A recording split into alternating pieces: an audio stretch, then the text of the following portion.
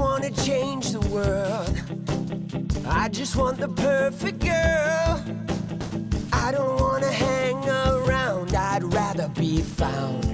It gets better, I wonder, my pleasure together. Everyone's waiting, anticipating.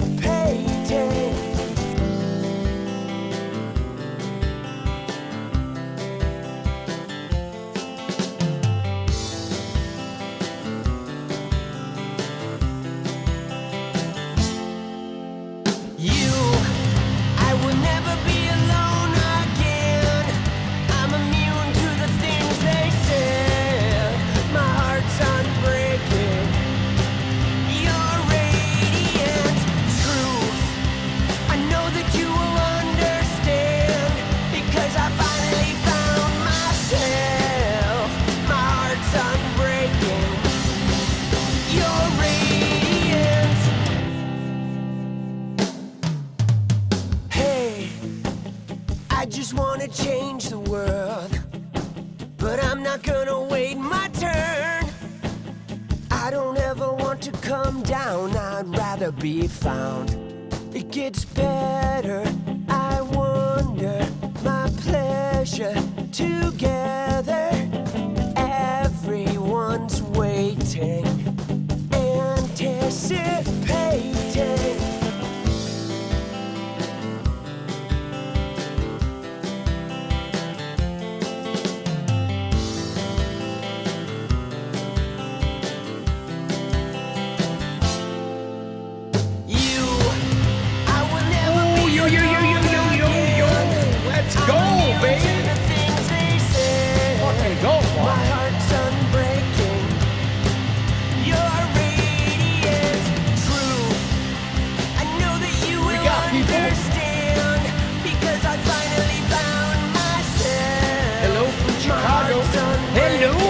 Chicago!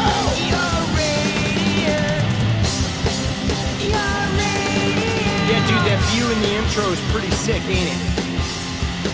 Shit is good shit. Is this live? No, this is Memorex. We are definitely not live. This is Memorex. Let's go.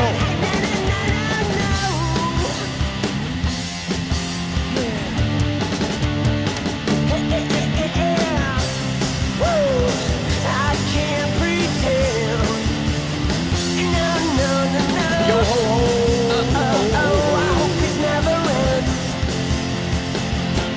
It's about you.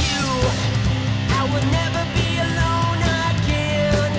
I'm immune to the things they say. My heart's unbreaking. Your radiant truth. I know that you will understand because I finally found myself. My heart's unbreaking. You're radiant!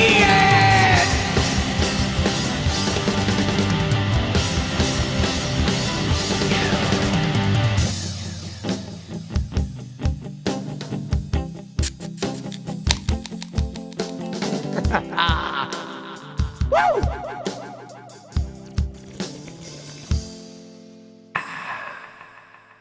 Let's go!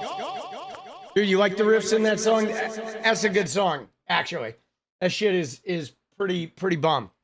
All right, hold on. I'm gonna go fill up on water. I'll be back in 1 sec. Hang tight. This is a song from that same band, BRB.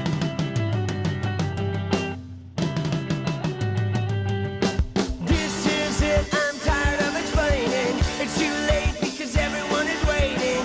That's great. So why are you complaining? You're on blue. If I'm unsure, will anybody notice? It's my fault because I love you on purpose. I'm insecure, or just a little nervous. You're on blue. Who knows you're on blue? When every bruise looks good on you. Tell me who knows you're Let's go. on blue. All right. When every Bruise looks good on you. You found out that nobody is perfect, and you doubt that anything is worth it. I don't know the words to the song. You're on blue. So provoking. I forgot to mention. Are you joking? I need some attention. All right. Let's go. Dude, good morning. Good night. Dude, let's go. About to get my late night politicking on. By the way, dude, how about that Zelensky though? Right? You know what I'm saying? Like, how about that Zelensky? Because Trump announces that, Zelensky's coming, and then he brings all of Europe with him. Like, what a fucking power move. You feel like that's like the ultimate power move? Because the last time Zelensky was here, Trump fucking ambushed him. Right?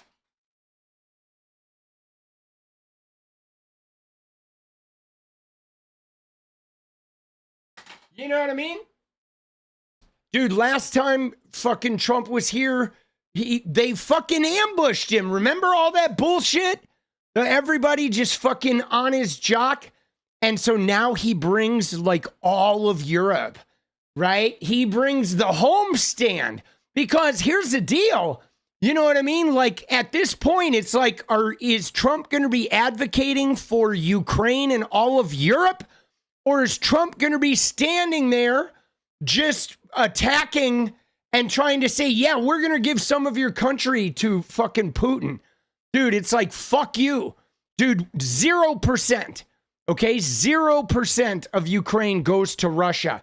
If even 1/10 of 1% goes to fucking to Russia, Trump is a huge failure and we should beat his ass.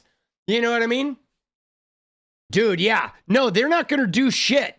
They are definitely not going to be like piling on Zelensky this time because he's got all of Europe, dude. Let's go, dude. Oh, shit. Let's go, baby. Hold Trump accountable. Dude, what a fucking, like, a shit kicker, dude. I'm serious. Dude, Trump is, like, I've literally, guys, in 55 years, even with presidents that I hate, I have never once in my life seen a president who shits on every ally and like aligns himself with the worst, most criminal degenerates out there. You know what I'm saying?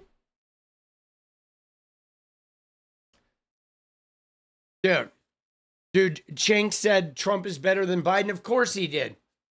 Of course he did. That's what fucking Peter Thiel's new company is paying him to say, right? Dude, yeah, no, I'm with you, Blaze, right? Who the F is Trump to negotiate on behalf of Ukraine? Yeah, Trump shouldn't even be involved in this shit, dude. I'm serious. He shouldn't even be involved in it. He has so many dirty connections to Russia. He's the last fucking guy who should be involved in this shit. You know? Dude, Trump, the only thing Trump should be negotiating for is a funeral plot. That's it. I'm serious. That's the only thing Trump should be negotiating. Pick a casket, bro. Right? Seriously. You know, fucking like negotiate a casket. That's it. That's the only negotiation I want to see him involved in. Dude. Feet draining. Oh shit. Dude. Casket or no, dude. Right?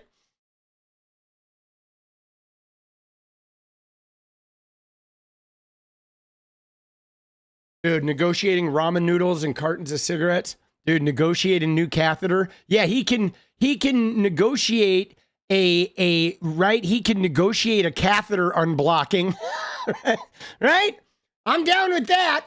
If he wants to negotiate like the peace treaty of the catheter, right? He wants to negotiate the unblocking of a catheter, he can do it. If he wants to negotiate the size of a pine box, he's welcome to do it. But man, negotiating anything involving world peace or the shit that affects the rest of the world, he should shut the fuck up. Dude, him walking down the red carpet to Benny Hill is amazing. Is it? Yeah. You see what I did too? I did one. I didn't do one with Benny Hill, but I did one with some good circus music, right? Here on one of the shorts. I did Trump to some good circus music on this short. What?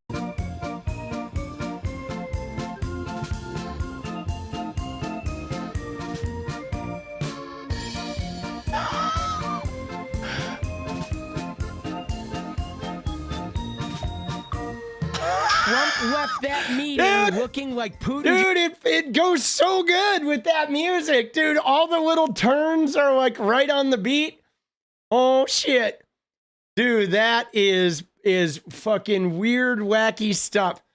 Dude, I hate to say this, but he's almost cute waddling like that at high speed to circus music. He is, dude. He's like adorable. Dude, right? He is. He's almost cute. Right before you fire a howitzer into the fucking tarmac. Right? Dude, he is such a fucking clown.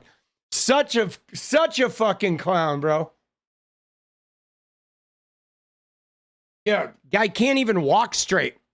And you see him at the end of that, like he was low energy all day, and you see him going up the plane. Like, look at this shit, dude. Where is it? Him going up the stairs of the plane? Yeah, look at this shit, dude. Jesus.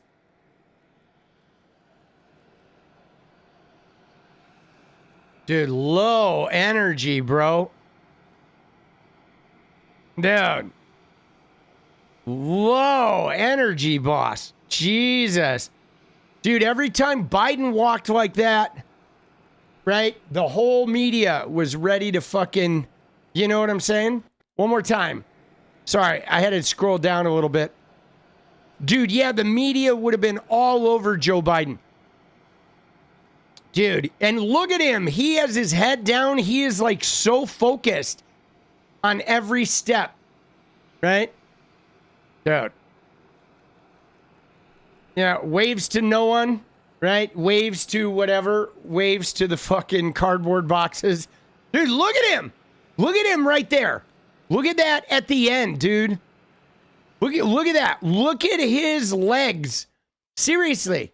Look at his legs as he like steps over that opening. He's really fucked up, guys. He is. He is like fucked up. Watch him. He stands, but now watch him right here. Right? His legs are like ready to fucking give in, dude. They're like ready to give in, bro. Dude, Jesus. Fucking clown show, boss. Fucking clown show. Then he goes golf. Dude, golf is fucking anybody can golf. They do golf carts. When you golf, you walk like 10 steps, bro. You drive a golf cart up, you step off the cart, you swing your club, you get on a cart, you fucking, right? Like when you have a golf cart, there is zero exercise going golfing. I used to golf all the time. My dad was a golfer. Dude, yeah. It's like it is a sport for people that fucking have zero exercise, right? Dude, he thinks our bodies have a finite amount of energy. Yeah, no, I know. I've heard him say that about how he thinks it'll drain his battery. I know he thinks that. Dude, the only reason he's still alive is because he's a stubborn son of a bitch. All right? And stubborn son of a bitches, they live long. Dude, my dad, like 91, dude, right? And my dad's the same way, stubborn son of a bitch, right? You live longer when you're a stubborn son of a bitch. I'm going to probably live to be 100, dude. I'm telling you, bro.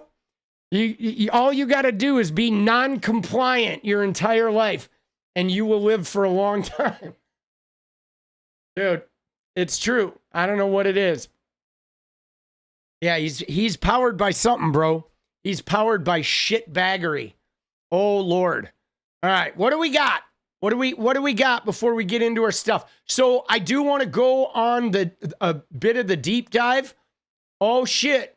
All right. Oh, I want to see this Fox News fucking Charlie Kirk talking about Mamdani. Oh, that should be interesting. Dude, and the you know what I did, guys? You know what I did? I got a subscription to the Miami Herald, okay, which is where Julie K. Brown, the reporter who did the book Perversions of Justice, because the Miami Herald has a whole bunch of articles, like tons of them about Epstein. And so I got a Miami Herald subscription, and we're going to go through and we're going to look at all Julie K. Brown's writing, like all the shit she did that brought this case back to the national spotlight. We're going to get into that in a little bit, but we'll probably start with a little bit of her take, some of the brain dead shit. We'll get that out of the way early. All right, let me see what we got here. Hold on one sec. And if we have any like funny, quippy stuff to do real fast, we can do that right now.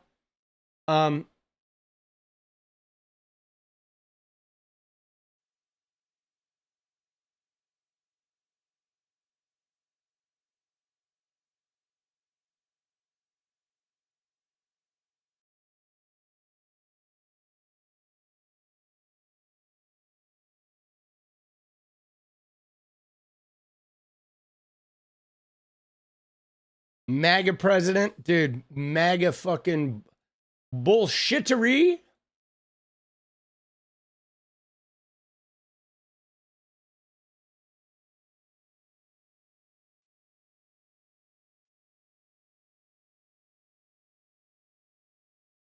All right. Yeah, Trump. Yeah, see, I've said, guys, I've said this, and you know, I think Trump is gonna die in this. Oh, that is there.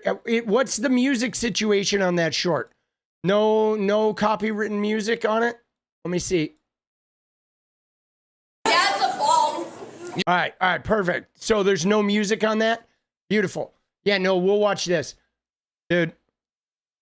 So I think Donnie's dying in this term. I honestly do. I think he's gonna die this term. I think the chaos, the wreckage is just gonna be too much for him. All right. Dude, he's aging so fast. And I mean, you saw how fast Biden aged. And Trump is like super controlling and super, he's running himself ragged because he's trying so hard. He's like trying so hard because he's so fucked up, right? But yeah, I think he's gonna be dead. I don't think he's gonna make it. And I think that is part of the reason, right? That is part of the reason why, right? That is part of the reason why JD Vance did what he did, you know, because I think JD Vance, not only was he fast tracking to be able to run for president, but I think JD Vance also knew that he's probably going to end up being president, just being his running mate. I really do. I think he took that kind of knowing that Trump was not going to make it. You know?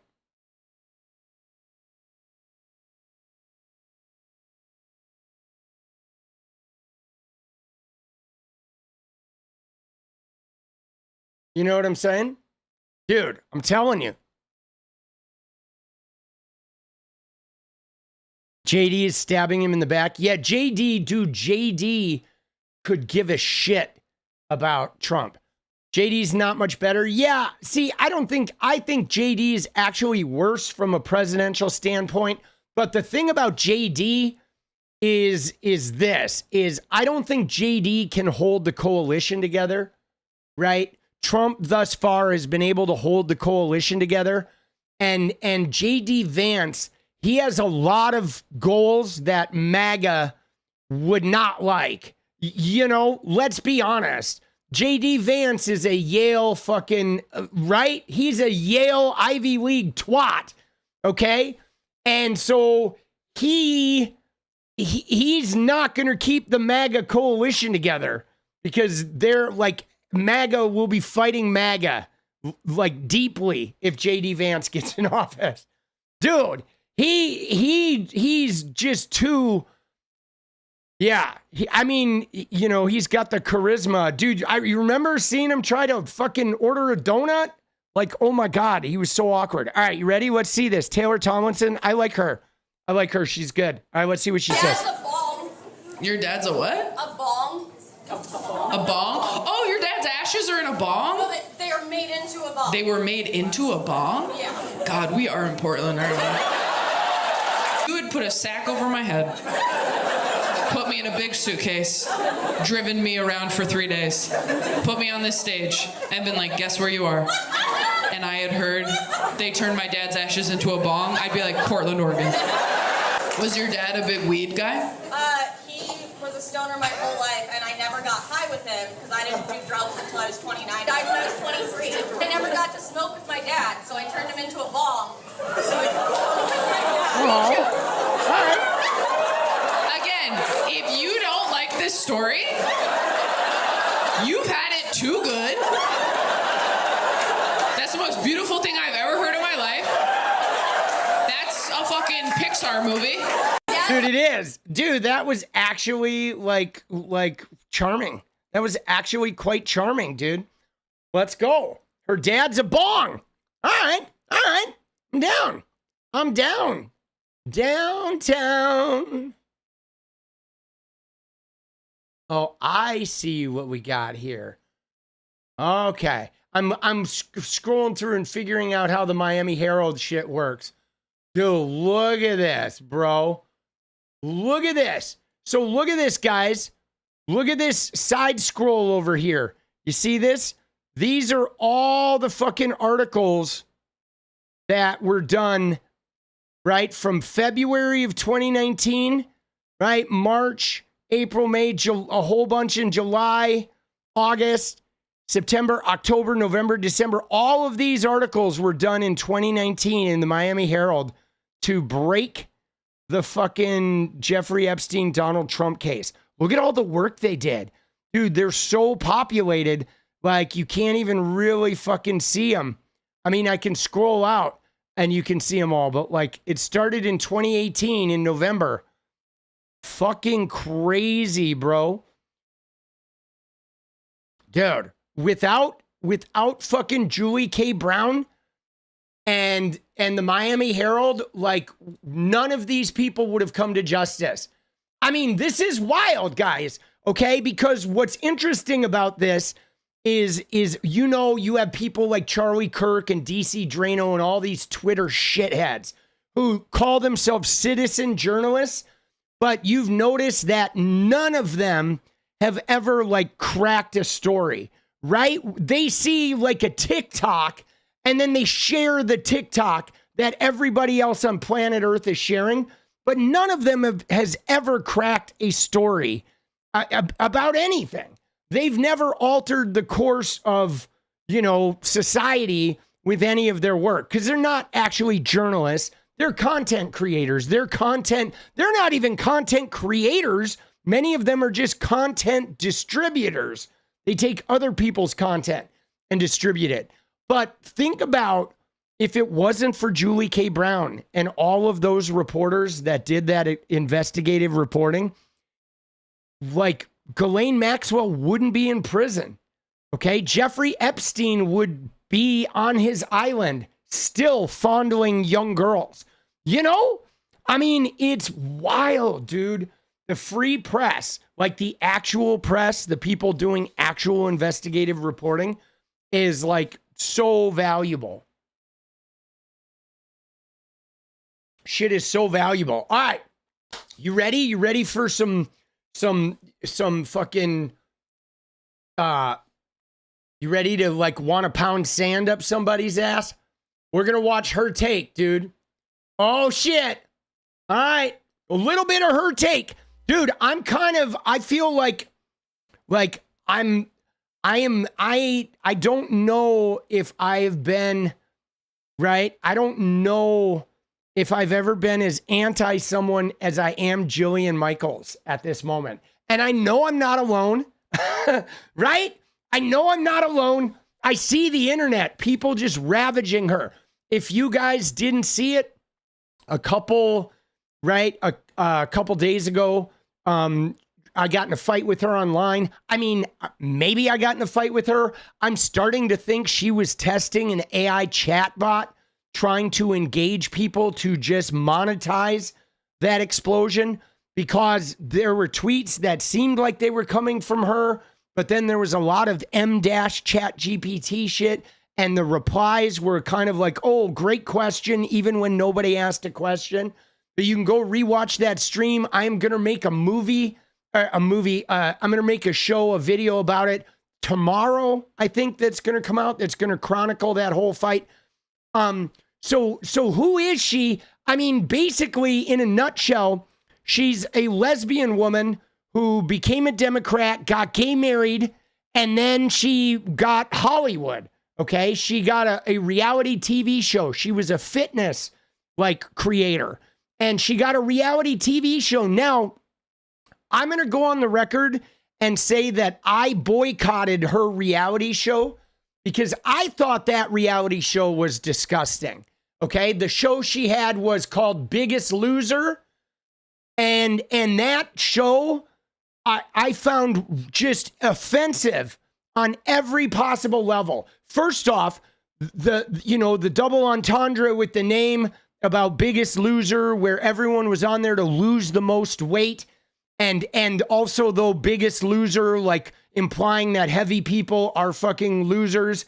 And the problem I have with that is I'm totally not against fitness. Okay, fitness and staying moving and staying healthy and like yoga and you know, core power exercises, all of that stuff is really good for you, right? But over fitness, like harming your body for the sake of trying to lose weight to fulfill a capitalist identity of how everyone's supposed to be skinny, is really harmful. And even what happened was, first off, she was like rude and aggressive and in people's face and just mean and nasty on the show.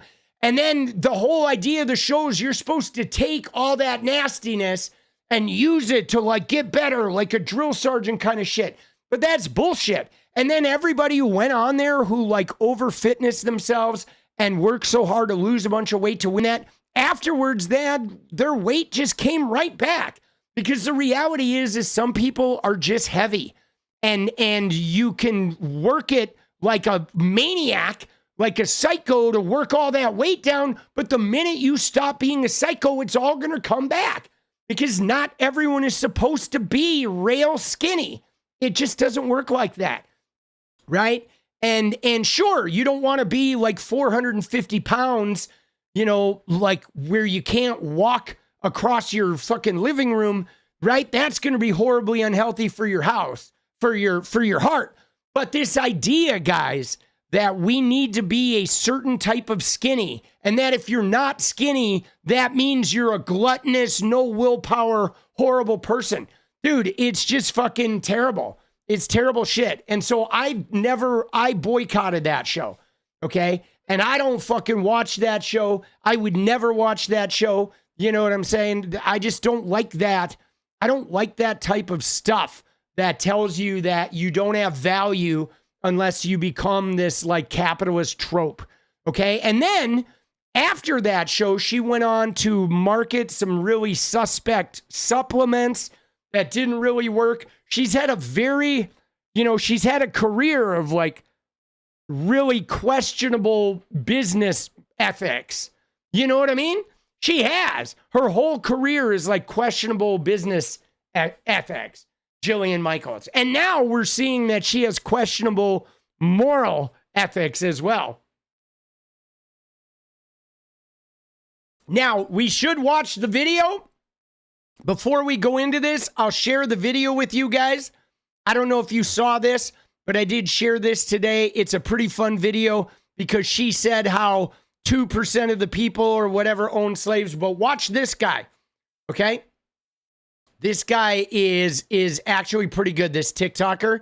He does a great video on her. But watch this. You ready? Here we go. All right, so anyone surfing social media this week has surely seen this clip of Jillian Michaels saying this about slavery. Do you realize that only less than 2% of white Americans own slaves? And while she didn't name a specific year in her claim on CNN, she did tweet this out later saying, "I'm denigrating all of humanity by pointing out that..." Wait, am I in there? Oh, yeah, there we are. And while she did... There we are, baby. We're in the TikTok. 2% of white Americans own slaves. And while she didn't name a specific year in her claim on CNN, she did tweet this out later saying, "I'm denigrating all of humanity by pointing out that 98% of American white people in 1860 didn't perpetrate slavery." But let's take a look at this claim. Because yes, as the data shows, in 1860, there were 393,000. Oh, shit, dude. So, hold on. Dude, I'm worried I'm going to get copy pinged because of this fucking music, bro. That's the thing about YouTube that kills me, dude, is every time there's music, I'm worried that I'm going to get copy struck. Dude, Cajun, let's go. Hold on. We may have to read it. I think I may go through and just read it. Give me 1 sec. Let me fucking take a look at my shit because YouTube is so strict about that shit. All right.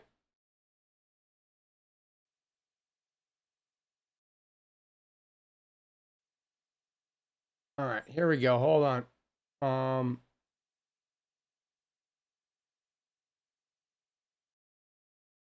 How can it be on TikTok? So the reason why it can be on TikTok is TikTok doesn't really have any content moderation sort of things, right? Right? TikTok is like there's like anything goes basically on TikTok. They pay to use sounds And what they do is they basically provide a platform for record labels to exploit. And so in exchange for that, they have pretty liberal, mechanisms on how they handle that type of music and shit, with you being able to put on TikTok and them being a blanket license.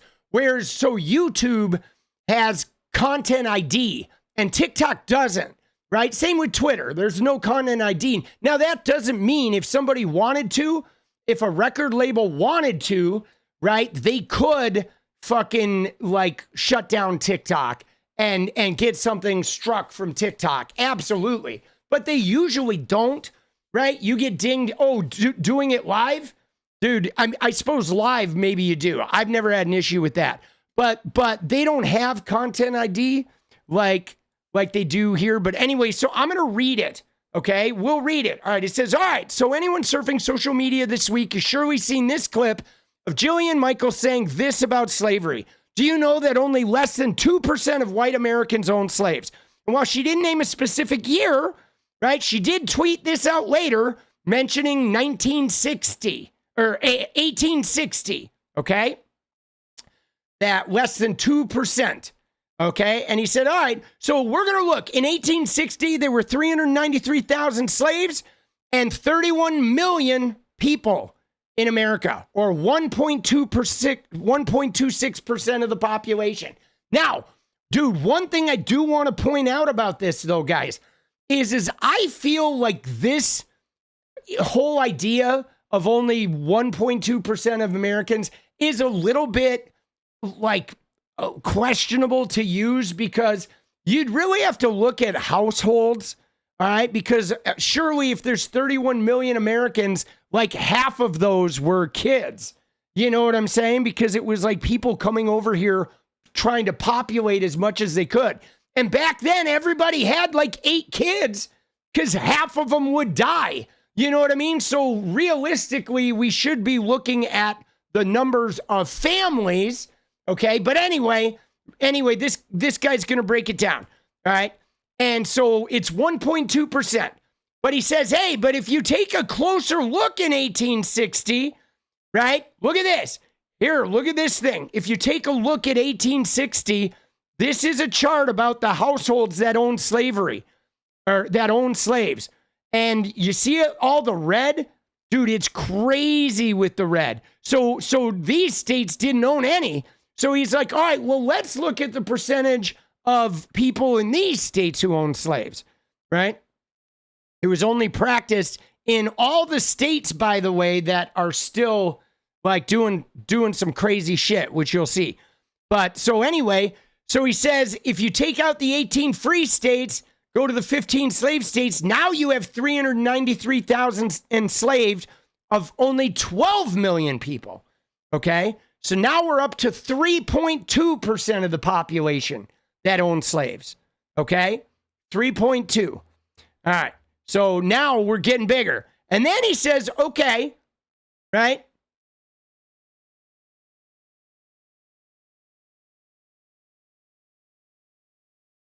So 3.2, all right? But here's where it gets interesting. Okay, watch this, all right?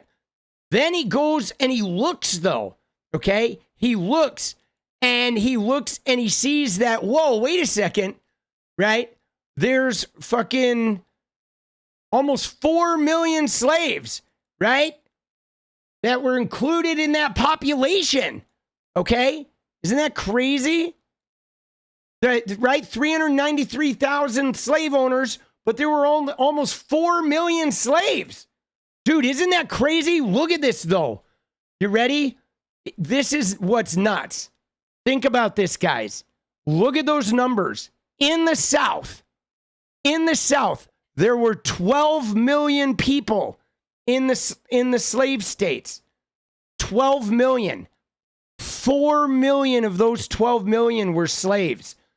1/3 of the population in the South was enslaved.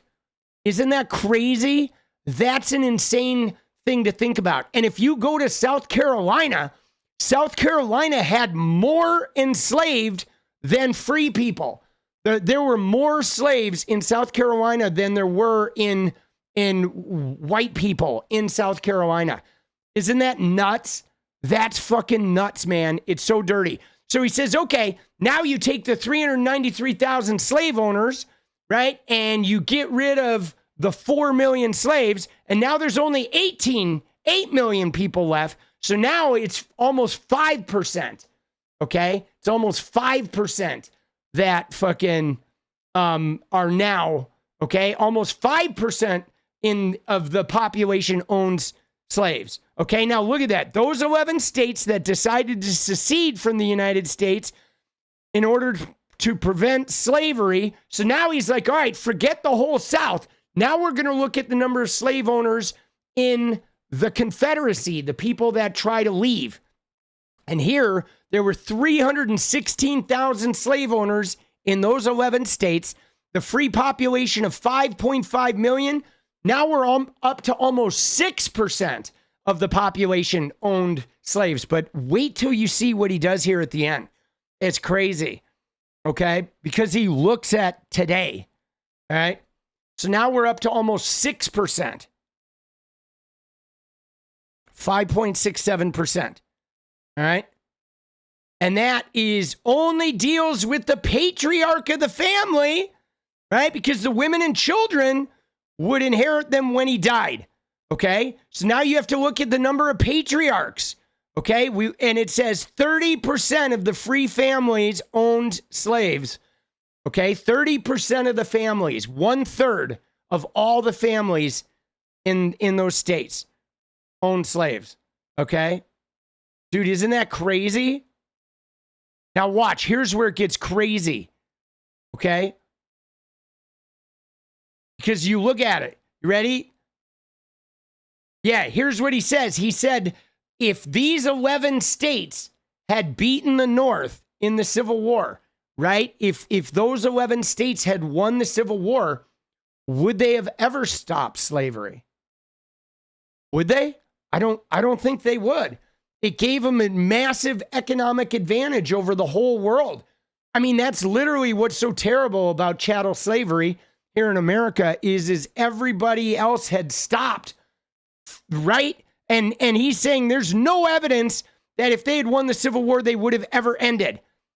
Right? Economic advantage. They didn't want to get rid of it.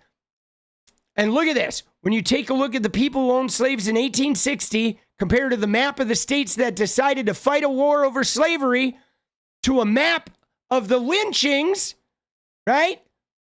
The Jim Crow laws, and then you compare it to a map of segregation, way into the 1950s and 1960s, you see that the same culture that was committed to owning slaves in the 1800s stayed 100 years after the Civil War. This was the point I had made too, right? This picture, right? Confederate flag and saying whites only, America first. That was in the 1950s, guys. You know what I mean? More than a century later, 1965. This picture was after the Civil Rights Act got passed, right? A woman and her daughters. And see, that's the thing that really bothered me, I think, about her shit, is her saying, you know, let's whitewash slavery. Oh, less than 2% of the people own slaves, blah. But it's like, dude, and she's like, we won a war to end slavery. And it's like, no, you didn't, right?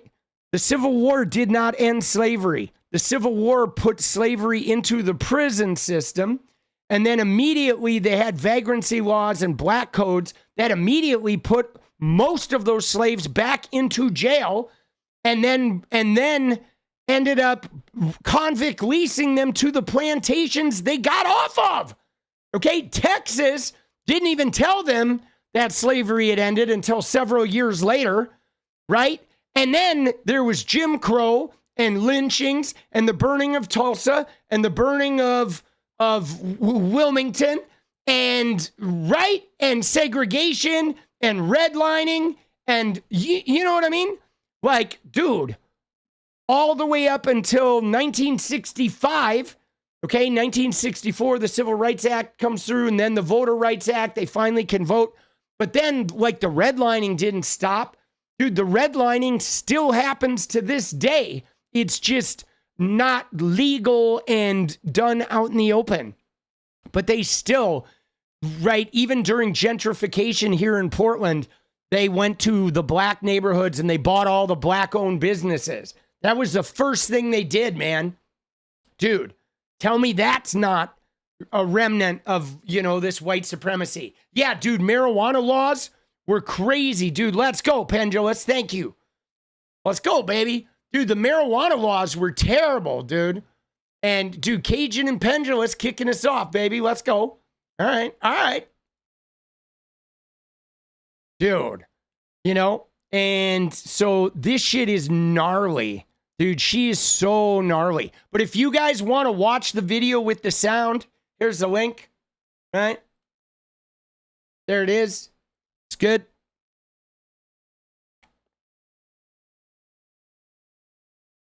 Did you not realize?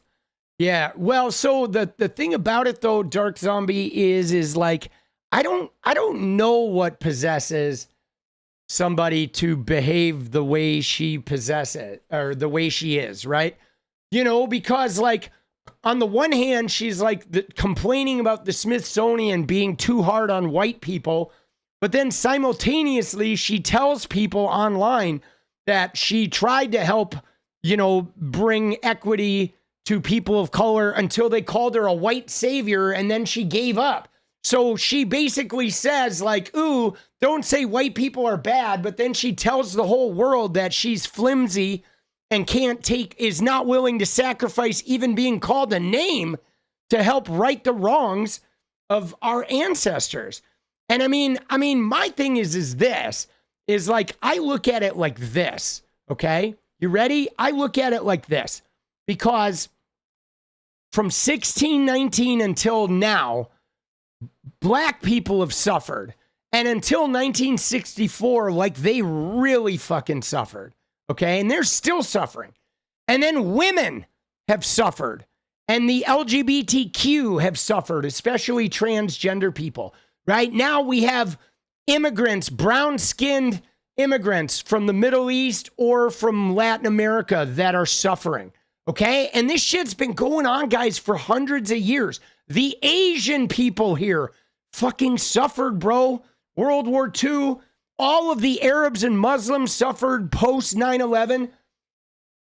If white people have to suffer for a couple of hundred years, I feel like we should volunteer for the job, right?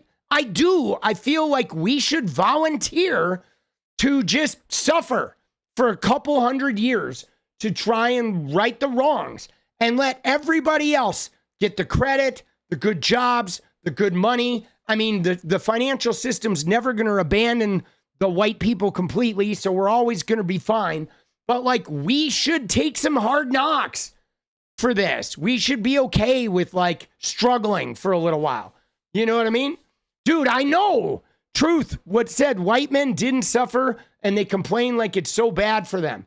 You know what I mean? And Gen X, you're not wrong. The minimum wage is near slavery. I mean, guys, our whole financial system is you know, based on enslavement. I mean, I'll show you a fact that rides it out, okay? Look at this.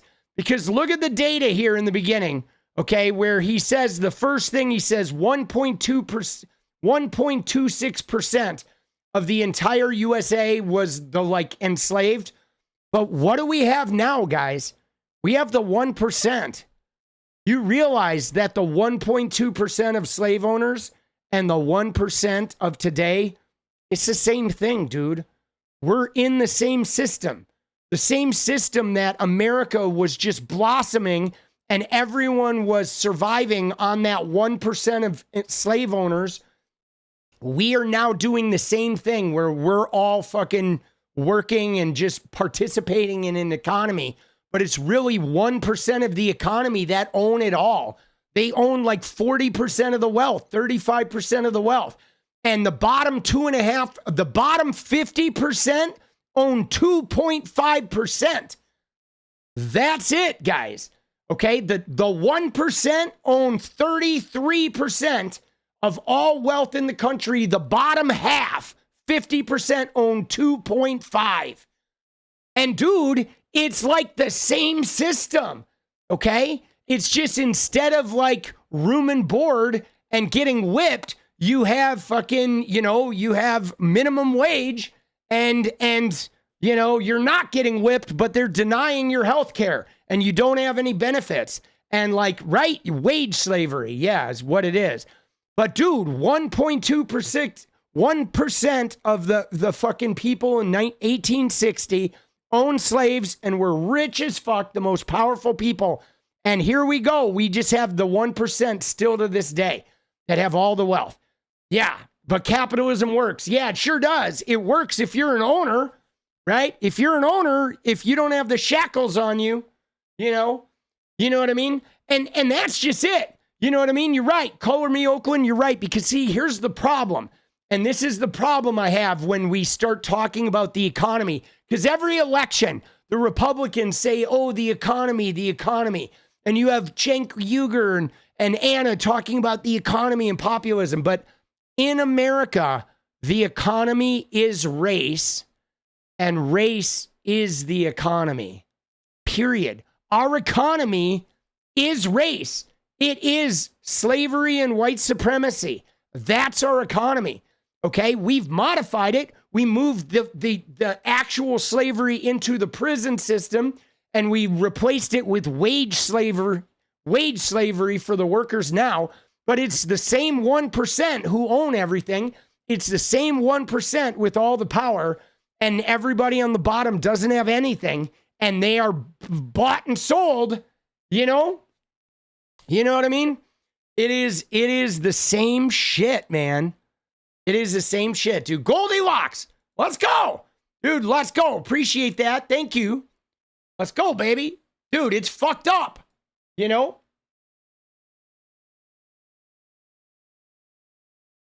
Dude, I mean, imagine the world, guys, if the top 1% only had 5% of the wealth, right? What would that be like? If the bottom 50% had 50% of the wealth and the top 1% had 5%, right? That would be interesting. You know what I mean? But no, it's the 1%, the slave owners, they have 35% of all the wealth. And the bottom 50%, the wage slave people, have 2.5%. Nothing. You know? It's crazy. And yeah, now they want to remove all protections. They want to put us on a conveyor belt, high speed to nowhere with no fucking benefits for us whatsoever. I mean, they're cutting all the regulations. So our fucking, you know what I mean? Right? They're cutting the regulations. So workplace safety and all that shit goes out the window. And Fontucky, I don't disagree with you on like the defunding Israel, but I do want to be straight with you guys. The money we give to Israel and the money we give to Ukraine and the money we gave to USAID, none of that money is anything related to this. Okay, that shit is drop in the bucket. Okay, the money that we are blowing, that we're really blowing, is disappearing into the defense industry. Okay, the militarization, the policing, right? The whole defense and homeland security, all that money's going in there. And because of classified, like, security clearances, we don't know where any of that money is going. There's no way to even track it. Okay, and then that money goes into these wars. Okay, but like, and I'm not saying we should fund Israel, because we shouldn't. And Ukraine is different because they're being invaded and it's protecting Europe. But I just want you to realize that the money we're spending on Israel and Ukraine and USAID and all that shit is not the cause of our $37 trillion in debt. It's our defense budget. It's the militarization of America and all that money that disappears into those fucking wars and occupations. Okay? Afghanistan, the Middle East. I mean, dude, and all of that is like Lockheed and Boeing and, you know, Eric Prince type companies, those fucking international security companies that secure oil fields and shit like that. You know what I mean? Let's go, 𝗙𝗪𝗏𝗀. And right. And, you know, and it's just the scope of that stuff is so small, right? And we could cut out all of that foreign aid. And if we don't do something about defense, we're still going to get fucked. You want me to set a goal? All right, let's do it. Set a dance goal. Let's go. We want the dance, dude. I always like to wait until we get a few and then set a goal. Let's go. Of course I do. Yeah. Dude, I had like the best month of YouTube, dude. July was crazy, bro. It was like, I had a really good month. I'm like going to be halfway out of debt after July. You know what I'm saying? So what's the solution? God, I don't know, dude. I mean, obviously the solution is we need to lower defense spending and we need to have wiser defense spending and no more occupations. You know what I mean? No more fucking war engagements. Okay. And then I think it involves investing in the future. Okay. You know what I'm saying? I mean, you raise the taxes, raise the corporate tax rate. You raise the rate of taxes on like billionaires and really high wealthy people for like 10 years. Okay. For 10 years, you put like a bootstrap tax on the wealthiest individuals in the country, but it expires after 10 years just to help pay down the debt. And we wouldn't have to do that much. We could triple the tax rate on the wealthiest people in the country for 10 years, all right, which would still be not that much. They would have plenty of wealth to survive. We could triple that for 10 years and double the corporate tax rate for 5 years, and we would be pretty much out of the fucking thing. We would be out of the woods. It would be manageable. You know what I mean? From that point on, we just need, and what's crazy about it is how the wealthy have exploded. Okay, like the wealthiest wealthy in America, they have literally like quadrupled or 5x'd their total wealth since the pandemic, man. Since 2020, they've exploded. And so now we just need to take some of that back for 10 years. You know what I mean? Should have elected Sanders. I mean, dude, it would have been great, Alf, but Sanders had an Achilles heel. Okay, he couldn't win the black vote in the South. And even though Sanders may have won in a general election, as a Democrat, you're never going to get to the general election unless you can win the black vote in the South, right? And that's facts. Dude, let's go, 𝗙𝗪𝗏𝗀. And Bernie, the white America loves Bernie's policies, but they don't want the people of color to get it. And the people of color know that the Bernie's policies kind of exclude them, right? And so we haven't figured out how to bring a populism that goes to both whites and blacks without the white people rejecting it. Because, you know, a lot of times when we talk about economic populism, it really, if you look at it, it's going to exclude the black folks. And that's why they're hesitant to vote for those types of changes. You know, it's like, and I haven't figured out how we address that, because I'll be honest with you guys, you know what I'm saying? That the white people in middle America want a little bit of socialism. They just don't want their tax dollars to pay for people of color to have it too. Okay? That's the crux that we have, is people in middle America, they want universal health care. They want fucking paid family leave. They want free childcare. But if their taxes are paying for people of color to get that too, they're like, right? And that's the fucking heartbreaking thing that we have in America that we haven't been able to figure out. And it's really weird too, because Bernie's from Vermont, which is like very liberal, but it's also all white. If you look at Vermont, I mean, now there's starting to be like a Muslim contingent in Burlington and stuff. And Burlington's a little bit diverse, but if you go to Vermont, Vermont is white. It is white as white can be for the most part. And so it's really weird that like Bernie can come out with his fucking populism and it still speaks more to the white people, because in America, race and economics are like united. And I don't know how we break that apart. You know what I'm saying? I don't know how we break that apart, you know? And if we can figure that out, how we can get a populism that supersedes the race in America, like it would be revolutionary, you know? You know what I mean? Dude, they say that about Oregon. Dude, Oregon is terrible, guys. It is. Like the racial situation here. I mean, Oregon, written into the Constitution when Oregon was founded, was no people of color allowed. It was whites only. You know what I'm saying? I mean, Oregon was a whites only, and you get free land state, and like you still see it here. The vestiges of racism here are like, they're very real, guys. When I moved here from LA, I was like, God damn, bro, where the fuck am I? Because it's a city, but like, dude, I was in Portland like 2 weeks before I saw a person of color. And it's not like there aren't people of color in Oregon. It's just kind of segregated, right? And no, it's not black people's fault. Not at all. It's just kind of segregated. You know what I mean? It is, you know, and right? You know what I'm saying? Dude, Johnny Socket, I'm not saying that like there aren't black folks that don't love socialism. I'm just saying that there is a group of black folks in America, in the South, that are heavily allegiant to the Democratic Party because the Democratic Party passed the Civil Rights Act.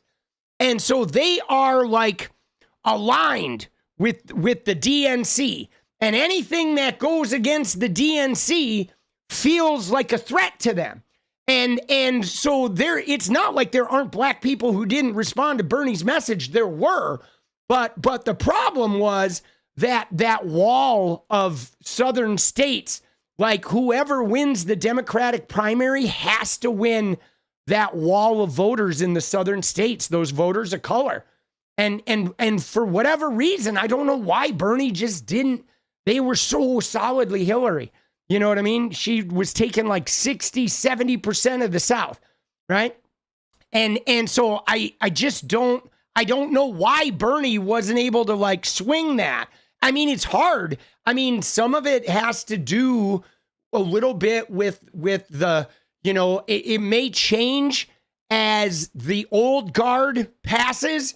I think over time, you know what I'm saying? I think over time, like the younger black people are going to, right. Yes, exactly. You're right, Johnny. It's the older people. Absolutely.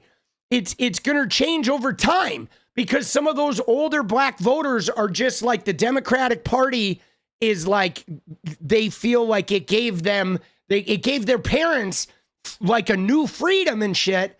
And so they hold on to that. You know what I mean? Which is why what I wanted Bernie to do after 2016, I wanted Bernie to join the Democratic Party and try to become part of leadership, try to use his clout from the grassroots to sort of like get firmly into the Democratic core to like sort of win some of that over. But he was bitter at the way they fucking treated him. And I get that.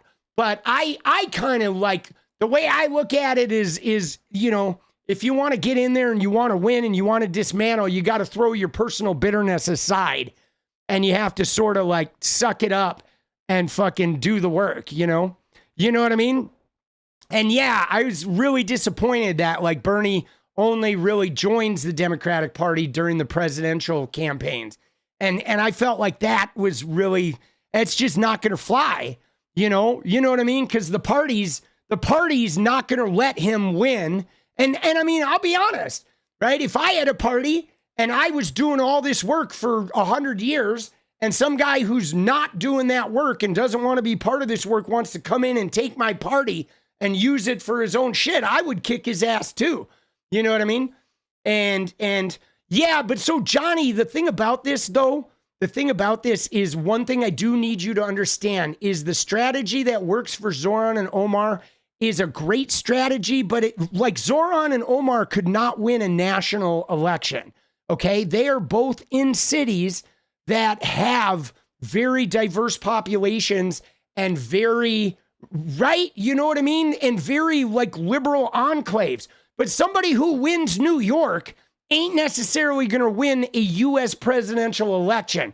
Okay. Now, I think if those guys win the mayorships and they turn the cities around once they win, and then it spreads to more cities, then those people may very well win a national election. But that's the problem is like whoever wins here in Portland, Oregon ain't going to win a national election. Not by a damn straight. You know what I'm saying? It's like, it's a lot harder, right? But I think though, if they win and they change Minneapolis and they change New York and their crazy socialist shit produces really good results, then it's going to spread.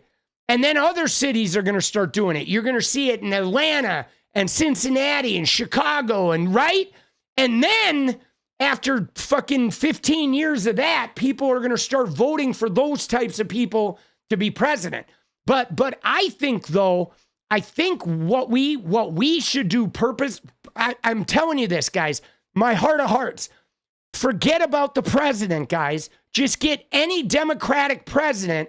What we need to do is we need a different Congress, okay? Because like Jimmy Carter was a great president, but Congress fucked him.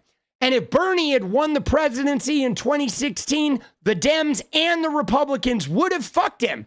They would have ground him to shit, done nothing, and said, see, look, Bernie the socialist did a terrible job, right? That's what would have happened. They would have fucking obstructed from both sides. They would have fucked Bernie, and then they would have said, don't vote for a socialist. He ruined everything. He wouldn't work with us, right? We need Congress to be like all Bernie and AOC is what we need. And local seats, yeah. But we got to focus on the Congress, man. We need like 250 AOCs and Bernies in Congress, and then the president can fucking eat shit, right? Fuck him. Any Democrat will be in there. Whoa, what are you going to do? You're going to veto like healthcare? No, you're not, dude, right? And that was the reason why I voted for Hillary, right? Is because I did like Bernie, but I also knew that if Bernie won, they were just going to fucking Jimmy Carter his ass. And I watched it once. I was like, dude, that's not going to be good, because then we'll never get a left-wing president, right? They're going to use Bernie as an example, and they would have just destroyed the fucking movement. But now here we are with fucking Donald Trump, you know what I mean? But I don't know. I feel like this is the second civil rights movement that we got to go through. You know what I mean? Newsom, dude, it's weird. I loved Gavin Newsom for a long time, and then I kind of hated him because I felt like he's getting squishy on like civil rights issues, but he's like towing the line for me because he's not taking the fight I want him to take, but he's also not completely capitulating. He's like doing the agreeable networky sort of thing, but he's really fighting Trump in a way that's really effective. And if he wins the primary, dude, I will fucking kick down walls for the man, right? Because I do like the way he's attacking, you know? Yeah, dude, Bernie's amazing. Dude, see, Newsom is like, yeah, J.B. Pritzker is also very great. Dude, I love J.B. Pritzker too. He's another one, right? You know what I mean? He is another one, dude. I like both of them. He's an aristocratic capitalist. Yeah, but see, I don't care about that. Because at the end of the day, dude, I want somebody who can beat J.D. Vance. That's all I care about. I don't care if they're an aristocrat. I don't care if they're a capitalist. I don't care if they're a corporatist, right? I mean, Congress makes the laws, dude. The president just sets an agenda. But we do need to beat the Republicans regardless. Even the worst aristocratic corporatists would be better than fucking J.D. Vance and fucking Peter Thiel's tech army sticking a fucking rubber glove up our ass. You know what I mean? Like, dude, we cannot have Republicans win again, you know, but we do need to do some work on Congress. And I don't know if you saw this, right? But if you saw this, but I fucking, here's what I'm encouraging. And I'm going to keep doing this because nobody saw this, right? But it was, obviously Ken Martin hasn't seen it yet. But right here, dude, right? This is fucking getting no reach, zero reach, right? Because I'm fucking reaching out to Democrats. But all we really need to do is, for the Democrats, is ban super PACs and primaries, right? If we can do that, okay? If we can ban super PACs and primaries, we will start getting better candidates, like candidates that people actually want, instead of candidates that are paid for by billionaires and super PAC money, right? And so I think that's one of the things we got to focus on. I encourage you guys to, I don't know, reach out to the DNC, reach out to them on Twitter, get in the replies of this shit. And well, ending Citizens United is more complicated because that's going to require a takeover of the Supreme Court, and that's like 30 years away, 40 years away. That's not going away anytime soon. But if you ban super PACs from the primaries, we're going to get different candidates. And then we're going to have candidates that are like chosen by the people, and then the big money can get behind them in the general elections. But this is really the first step to us being able to change Congress. You know what I mean? And so what about it ending through Congress? I mean, you could pass a law, but they're going to challenge it, and it's going to go to the Supreme Court. And as long as it goes to a Supreme Court of goons, it's not going anywhere. You know what I mean? Like, dude, but this is doable. Okay, the Democrats can ban super PACs in primaries. Constitutional amendment, yeah, but Lila, you know how a constitutional amendment happens? You need 75% of the state legislatures to ratify that, which is like, right? And I mean, that's never going to happen, right? I don't think there will ever be another constitutional amendment because I don't ever see the point where 75% of the states are going to agree on something, you know? Yeah, I mean, I wish we could write a new constitution. That's what I feel like we need to do. I mean, that's the problem, guys. Our constitution is faulty. I mean, it was written by white supremacists. It was written by fucking men who were white men having power only, you know? So we're kind of fucked up. Right? I don't know how you're never going to be able to make that document serve everybody. Keep hope alive, do it. You know, I mean, I'm just saying in my lifetime, you know, in my lifetime, you know, there is, but that somebody did say local races are important, and it's true. But now though, the thing that's really hard is we've gotten to a point of where everything's so gerrymandered that, like, you know, if you go somewhere like Missouri, the Democrats can't win the Missouri State House right now. It's not possible to win the Missouri State House. It's not possible for Democrats to win the Tennessee State House, their local House or Senate. You just can't because of the way it's all gerrymandered. You know, like we're all like sort of like dug in, you know, but I don't know, dude. I think the Trump years are going to yield some radical change, though, because I've said this before, guys. I don't think Zohran Mamdani would have won that primary if Kamala Harris had won the election. Borrow bad, let's go. Right? I'm telling you guys, if Kamala Harris beat Trump, I don't think Zohran Mamdani wins that primary, guys. He won in New York because of fucking Trump winning. I'm telling you. And other people like him are going to win because of fucking Trump winning. Yes. It's like we get to radicalize because they're fucking destroying shit. And the worse it gets, the more we get to radicalize, guys. It's true. Like, I think, like, even if it stings for 20 years, it's gonna fucking swing back in a way that is going to profoundly fuck those guys. You know what I mean? Because they don't really have the numbers. Yeah, dude, let's watch the Charlie Kirk thing before we get to her take. How long is it? Let me see how long this video is. Dude, I want to watch her take. We got a little sidetracked. I got to get back on. Dude, we got to go into the her take, and then we'll go to the Charlie Kirk. I can't get too sidetracked. I get sidetracked too easily. Got to get back on it. You'll be dead in 20 years? I don't know about that. How old are you? Right?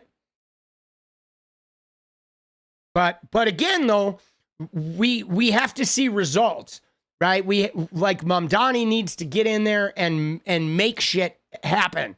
We got to succeed, right? That's what it is. I mean, so far, like a lot of socialist sort of stuff has not succeeded. And so people are afraid to vote for it. But I'm telling you, all it's going to take is one mayor to use some socialist fucking policies that actually pay dividends. And that shit will spread like goddamn wildfire. Because people want it. You know what I'm saying? People want it.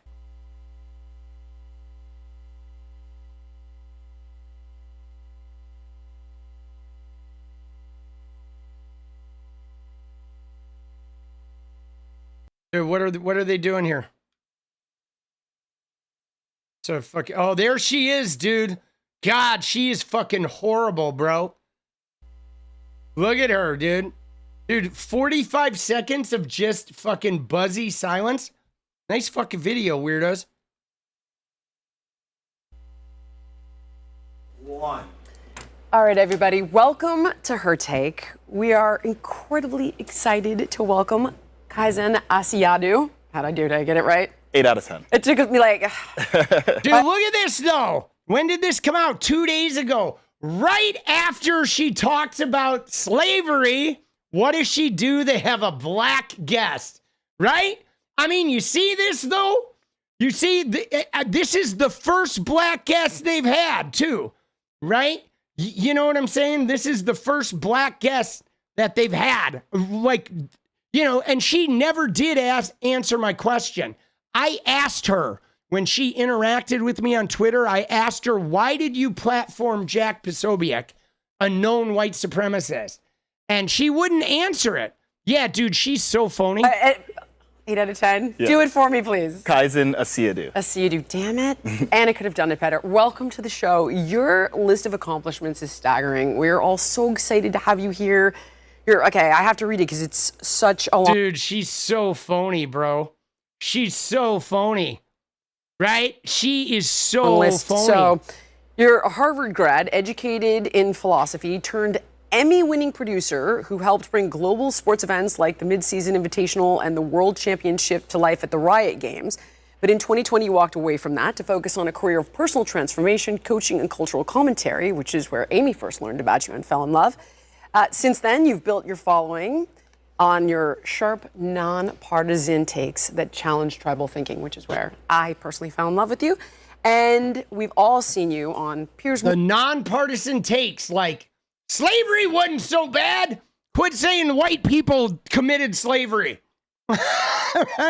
Dude, do these women think they're liberals? No. I think what they are, you know what they are? I'll tell you what these women are.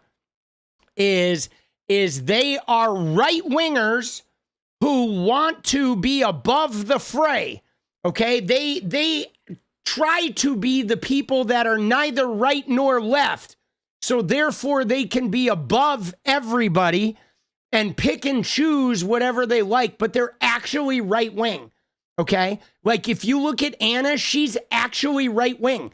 I mean, it's like homelessness, civil rights, and policing, okay? That's where you find out, okay? Compassion for those with less than you, policing and how you take policing in the judicial system, and civil rights. That's it. That's the left and right, okay?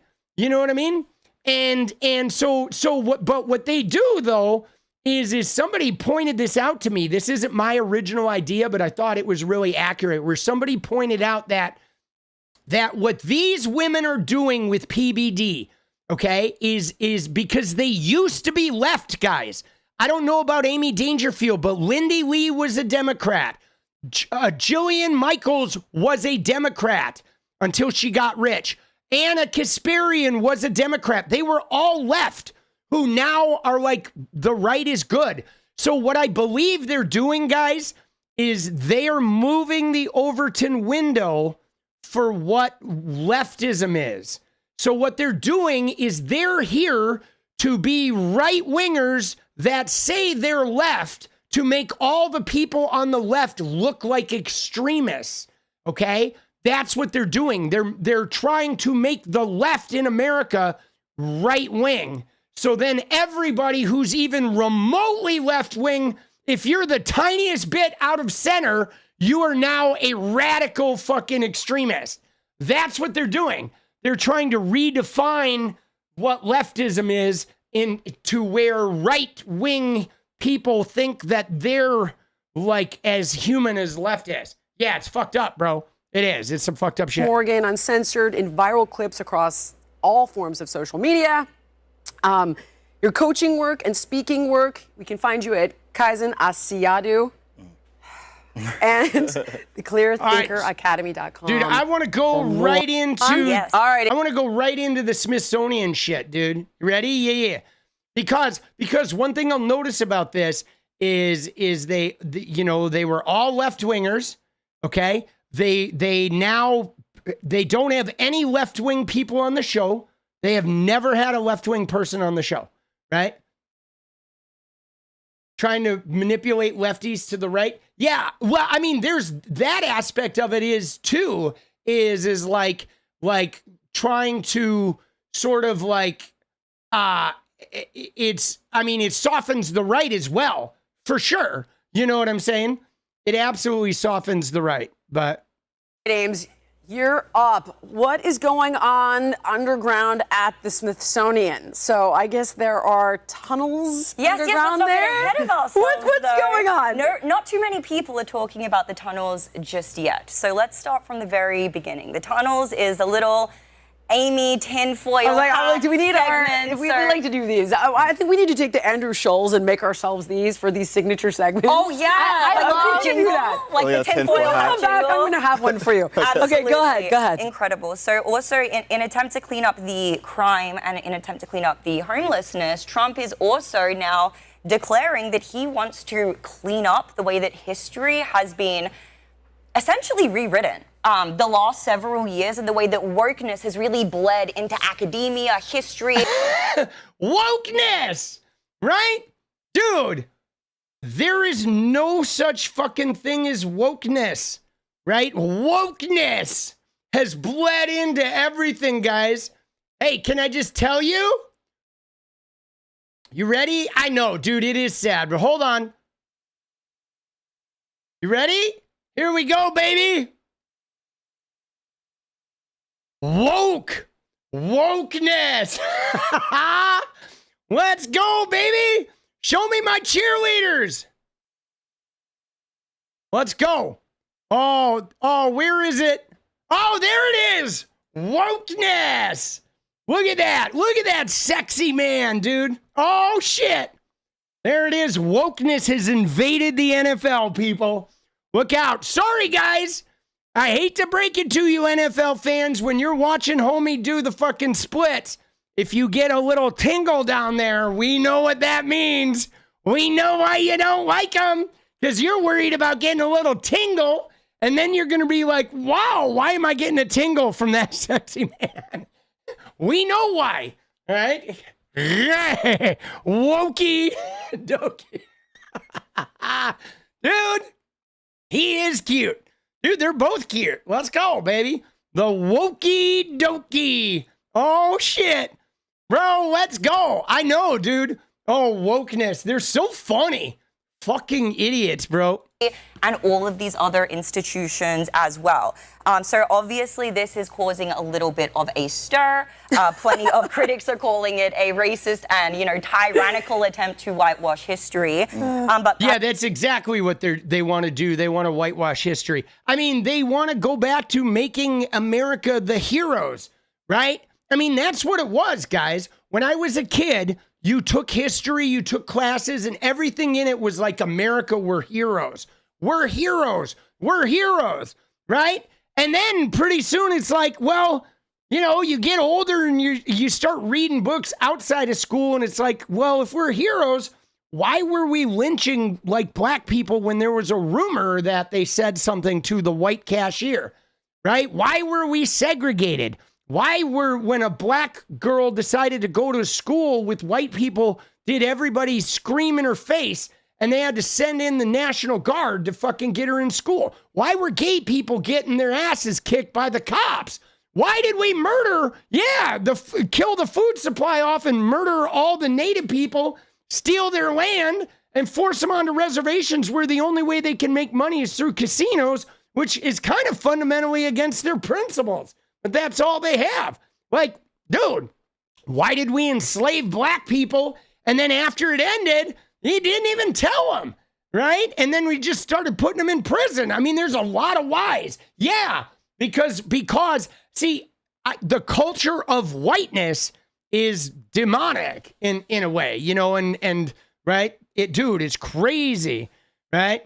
Now they're mad making their money on casinos. They are. I mean, it's hard because they're making money on casinos, but like it's like they're sacrificing their heritage in a way.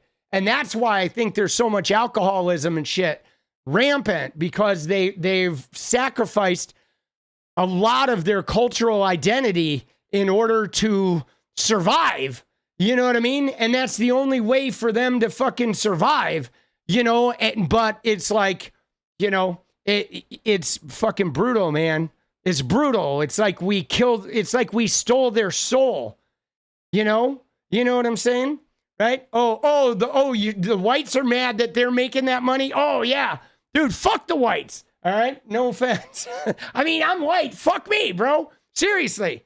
But yeah, dude, it's fucking brutal. Guys, there is a third angle Take it. that suggests that the Smithsonian may actually be harboring secrets that have been kept like damn near since the dawn of civilization that can blow the lid off many different things. Oh my God. And we're going to get to that a little bit later. But first, let's start off with the letter to the Smithsonian that Trump put out here. As we prepare to celebrate the 250th anniversary of our nation's founding, it's more important than ever that our national museums reflect the unity, progress, and enduring values that define the American stories. All right, first off, is unity is bullshit, okay? Dude, there is zero fucking unity in the right wing, in these bitches sitting here on this fucking podcast. There's no fucking unity. Not an ounce of unity. MAGA is literally all day they're online wanting to see Democrats like dragged through the streets by their hair and put in prison. You know what I mean? There's no fucking unity, dude. Donald Trump has been the most disunity human being I've ever seen. Not an ounce of unity. He won't even pay fucking FEMA money to fucking Democrats, you know? And so for these women to even read this shit and not call that out, fake, fake, fake, fake, fake, fake. So essentially what is going to be encompassed throughout this is, number one, they are going to review all of the Smithsonian websites, written materials, and the social medias. Yeah, by the way, Heritage Foundation, if you're wondering who's going to do this shit, it's not going to be Donald Trump. Everything in the Smithsonian is going to be the Heritage Foundation and the Manhattan Institute. Okay, there you go. Chris Rufo and fucking Kevin Roberts from the Heritage Foundation. Those two conservative think tanks, aka white Christian supremacy outfits, are going to be the ones that are going to whitewash all this shit. Those two groups, okay? Chris Rufo and the Manhattan Institute and Kevin Roberts and the Heritage Foundation. 100%. Yeah, dude, they're going to fucking destroy it. The whole shit is going to be, right? The whole shit is going to be fucking, you know, it's going to be like white people saved the world, right? And everybody else is bad. From there, they are going to evaluate all current and planned displays. They are going to interview the curators and the senior staff, and they're going to ensure that American ideals are presented properly. See, again, American ideals. Yeah, American ideals. Like, what is American ideals? Okay, and we can circle back to that. We're going to circle back. We're going to circle back to that. So let me give Don't worry. let me give you some examples of some of the things that Donald Trump, and not just him, I mean, wokeness, even people who are on the left were on the left, I'm sure many of them can admit the way that wokeness has bled into some of our most prominent institutions. See, here's what's interesting. You ready? So check this out, guys. I want to point something out. What she said there, the way wokeness has bled into some of our most prominent institutions. Yeah, they can't define the word. But here's the problem. Jillian Michaels was just on CNN 2 days ago or whatever saying basically that slavery and white supremacy has not bled into our institutions. She's like, that shit is gone. We ended that. We got rid of that. She forgot to talk about the 100 years of Jim Crow and segregation afterwards, but they imply that slavery and all that white supremacy did not invade our institutions, but wokeness has, right? Wokeness, 3 years of wokeness, and America's like fucked, right? 5 years of wokeness, and we're fucked. But 400 years of slavery and segregation, and they're like, oh, no, white people are great, dude. That was a hiccup. Dude, what the fuck, bro? You know what I mean? It's like, this shit makes me enraged, dude. And they won't have somebody like me on the show. I'm trying to get on the show, but they won't have me on the show because they're, I would fucking bury all four of them. You know what I'm saying? Like, Jesus, dude. And when it comes to history, it's very, very important that we're portraying things objectively. Now, who gets to be the arbiter of that? That's where things get a little bit dicey, right? I understand, I get it, but here's some of the things that Trump is taking issue with. Land acknowledgements, during events. That is one of the major things. Dude, who cares about land acknowledgements, right? Like, why are they bothered by land acknowledgements? Now, I will say this, okay? When I hear land acknowledgements, because we do them here in Oregon, the one issue I have with land acknowledgements is that we're not doing enough. Like, I would like to see reparations to the Native people instead of land acknowledgements, but land acknowledgements are at least an acknowledgement. You know what I mean? It'd be nice if we could go beyond the land acknowledgement to human being acknowledgement. But they just want to get rid of that shit. They want to get rid of every fucking, you know what I'm saying? They want to get rid of everything that like pays homage to anyone but the white man. Dude, reparations. See, guys, here's the thing about reparations. Even myself, if there were reparations and I didn't get any money, I know part of me would be like bitter about that, but I feel like reparations would be making amends, right? If the government cut the military budget in half, you know what I'm saying, for like 2 years and took that money and just paid out reparations, I think even if it made people upset in the short term, it would fucking heal, right? Just the act of doing it would be part of the fucking healing. You know what I'm saying? Because it's like one thing we've never done is the country and the people in it, we've never sacrificed anything to give back to those people that we took from. You know what I'm saying? We've never fucking given back. We said, get over it. Pull your bootstraps, right? We did a little bit of like affirmative action and DEI umbrellas, but that have like improved like opportunity, but we haven't like paid the debt, right? You know what I'm saying? And it's kind of like if I come to you and I take your house and I take all your money and I take your job and I take everything you own and leave you with nothing, I can give you opportunity after that, but like you kind of want a little bit of a payback for everything I fucking stole from you. You know what I'm saying? And like, things. Plaques reframing America's founding fathers as problematic and fallible. So, for example, right here we can see, admired for his time of courage, integrity, leadership, George Washington became an icon after his death, a man to be emulated in his monument celebrations, Epic Stories. While Washington can seem a distant figure to 21st century Americans, a modern scholarship focuses on the fallible men rather than marble hero. So the way... Yeah, but again, dude, the thing about George Washington is like, oh, you fought a war? Great. You did a good job. You were the founder of this country, but you owned fucking slaves, bro. You know what I'm saying? Like, you weren't a good fucking person, okay? Like, the whole world didn't own slaves when George Washington and these motherfuckers owned slaves, okay? And they didn't give those guys freedom, and they never were gonna give those guys freedom, you know? And, like, I think we should acknowledge that. You know what I mean? Like, my dad, okay? I love my dad, but, like, my dad was a bastard, okay? He was physically abusive. He was emotionally abusive. He was sexually abusive to my half-sisters.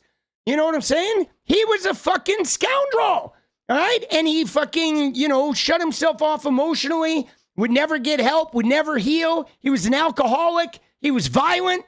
And like, dude, I'm not going to ignore all that shit. I can still love everything I got from him.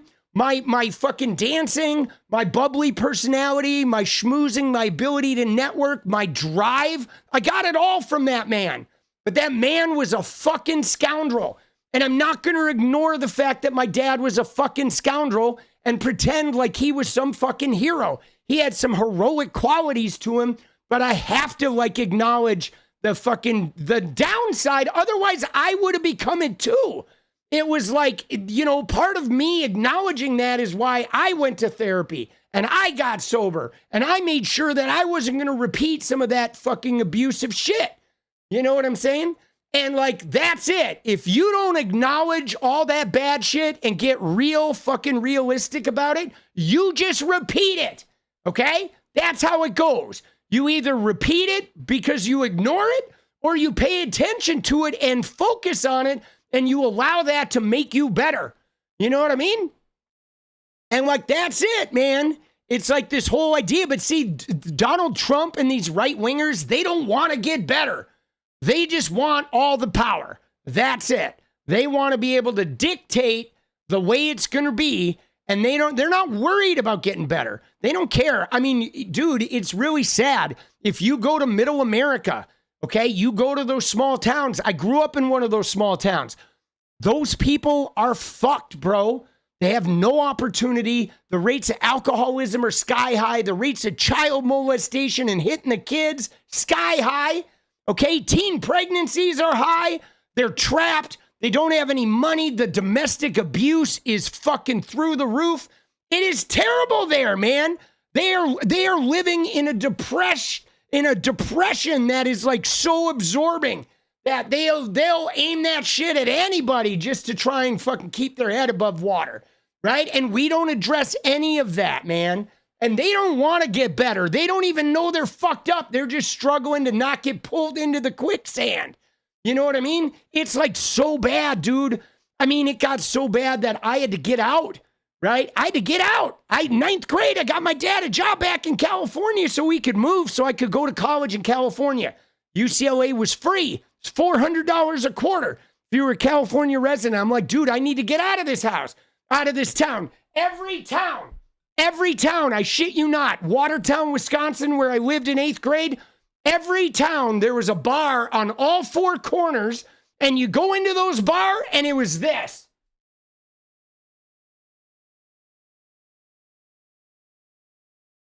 Everybody. That's everybody in the fucking town right there. That was it. There was a whole town. Everybody is stuck. You know what I'm saying? Stuck. Just like 1 foot in the grave their whole goddamn adult life. And I was like, dude, I don't want to be stuck. I need to get the hell out of here, you know? And dude, yeah, no, rural America really has been in decline. Dude, I mean, they got battered. The factories disappearing. The economies there are terrible. Even the farming places, like they farm the land to where the fucking soil is arid. And they can barely grow shit, and the weather comes in and destroys the crops. They're not even selling their shit. They're being bought and just fucking rotting away, right? They're living off subsidies. It's like, yes, Trump, I think that's a great way of saying it. Trump is an expression of their anger It's an expression of the anger that stems from that depression, man. You know what I'm saying? That depression. It's like a depression, bro. It's fucking all the small towns, man. And it, you know, it's not like depression doesn't exist in cities, because it does. But it's different, though, because in the cities, there's also a lot of hope, okay? And so in the cities, you can choose to go around the hope and not get mired in the depression. But in the small towns, man, there's no hope. And you know what else, guys? Because you know me, you know how I'm a hope and positivity guy. When you're a hope and positivity guy and you go into a small town, they try to beat it out of you. If you go in there and try to give them your hope, they literally try to beat you down. They don't appreciate it. They try to beat it the fuck out of you, so you will come down to their fucking depressed level. I was like, fuck you guys. Seriously. I was like, God damn, bro. I'm getting out of this motherfucker. Dude, it's bad, bro. It is. That shit sucks, dude. It does, dude. You live in that shit now? I feel you, dude. That shit sucks. Oh, shit. Don't they want to live better? Yeah, it's not that they don't want to live better. They don't know how, right? You know what I'm saying? When you get infected with that depression, it's like generational. That depression has been passed down for 100 years. You know what I mean? And so it's like a lot of them, they just don't, you know, and there's a thing that happens too. When people get beaten down, they don't see opportunity, right? Like when I look at myself, I don't have a special, like, whatever. I mean, I've got some positive energy and I look on the bright side a lot, but like one of the things I try to cultivate is just always like seeing the opportunity, right? Because sometimes even when you're depressed, even when everything's falling apart, there's like a huge opportunity there if you don't get mired down in how badly everything is falling apart. And like I think generations of that small town world and getting stuck in the reputation they get a reputation in high school and then they never outrun it, and people won't let you change. You can't reinvent yourself. So you just get stuck, and then pretty soon you can't see opportunity anymore. You don't even know what it looks like, right? And so then you start making bad decisions because you can't really see what's opportunity and what's going to blow up in your face, you know? And yes, what 𝗙攣 said, I think it becomes familiar. Like once you learn how to manage it and just be able to survive that way, it becomes so familiar that then anything different is like really scary, because even though it sucks, you know how to navigate this horrible thing and how to stay comfortable and where you have power. Like maybe you're dominant over your wife, or you're dominant over some coworkers, you got your thing, right? And so you have this safety and comfort zone, and man, dude, it's hard, but we don't really address that shit. You know, we don't have honest conversations really, you know what I mean? We don't, and there's no mental health care, and it's hard. It's hard, dude. It's hard. I mean, I feel like uniquely lucky to, you know, that's another thing about my dad that I was talking about, who's like a total bastard. Dude, we were in Wisconsin. They owned a house, 7 kids. He's a truck driver, whatever, treading water like everybody. We had some relatives who lived in California. We came out to California, me, my mom, and a dad for 1 week. Okay, because I was the youngest kid, so they vacationed with me for 1 week, dude, to California. We went back, and my dad sold his fucking house, bro, on a cul-de-sac street in a town of 3,000 people. Like a bunch of the kids were graduating, and they had joined the military. He sold the fucking house, and a year later, less than a year later, we were living in Los Angeles.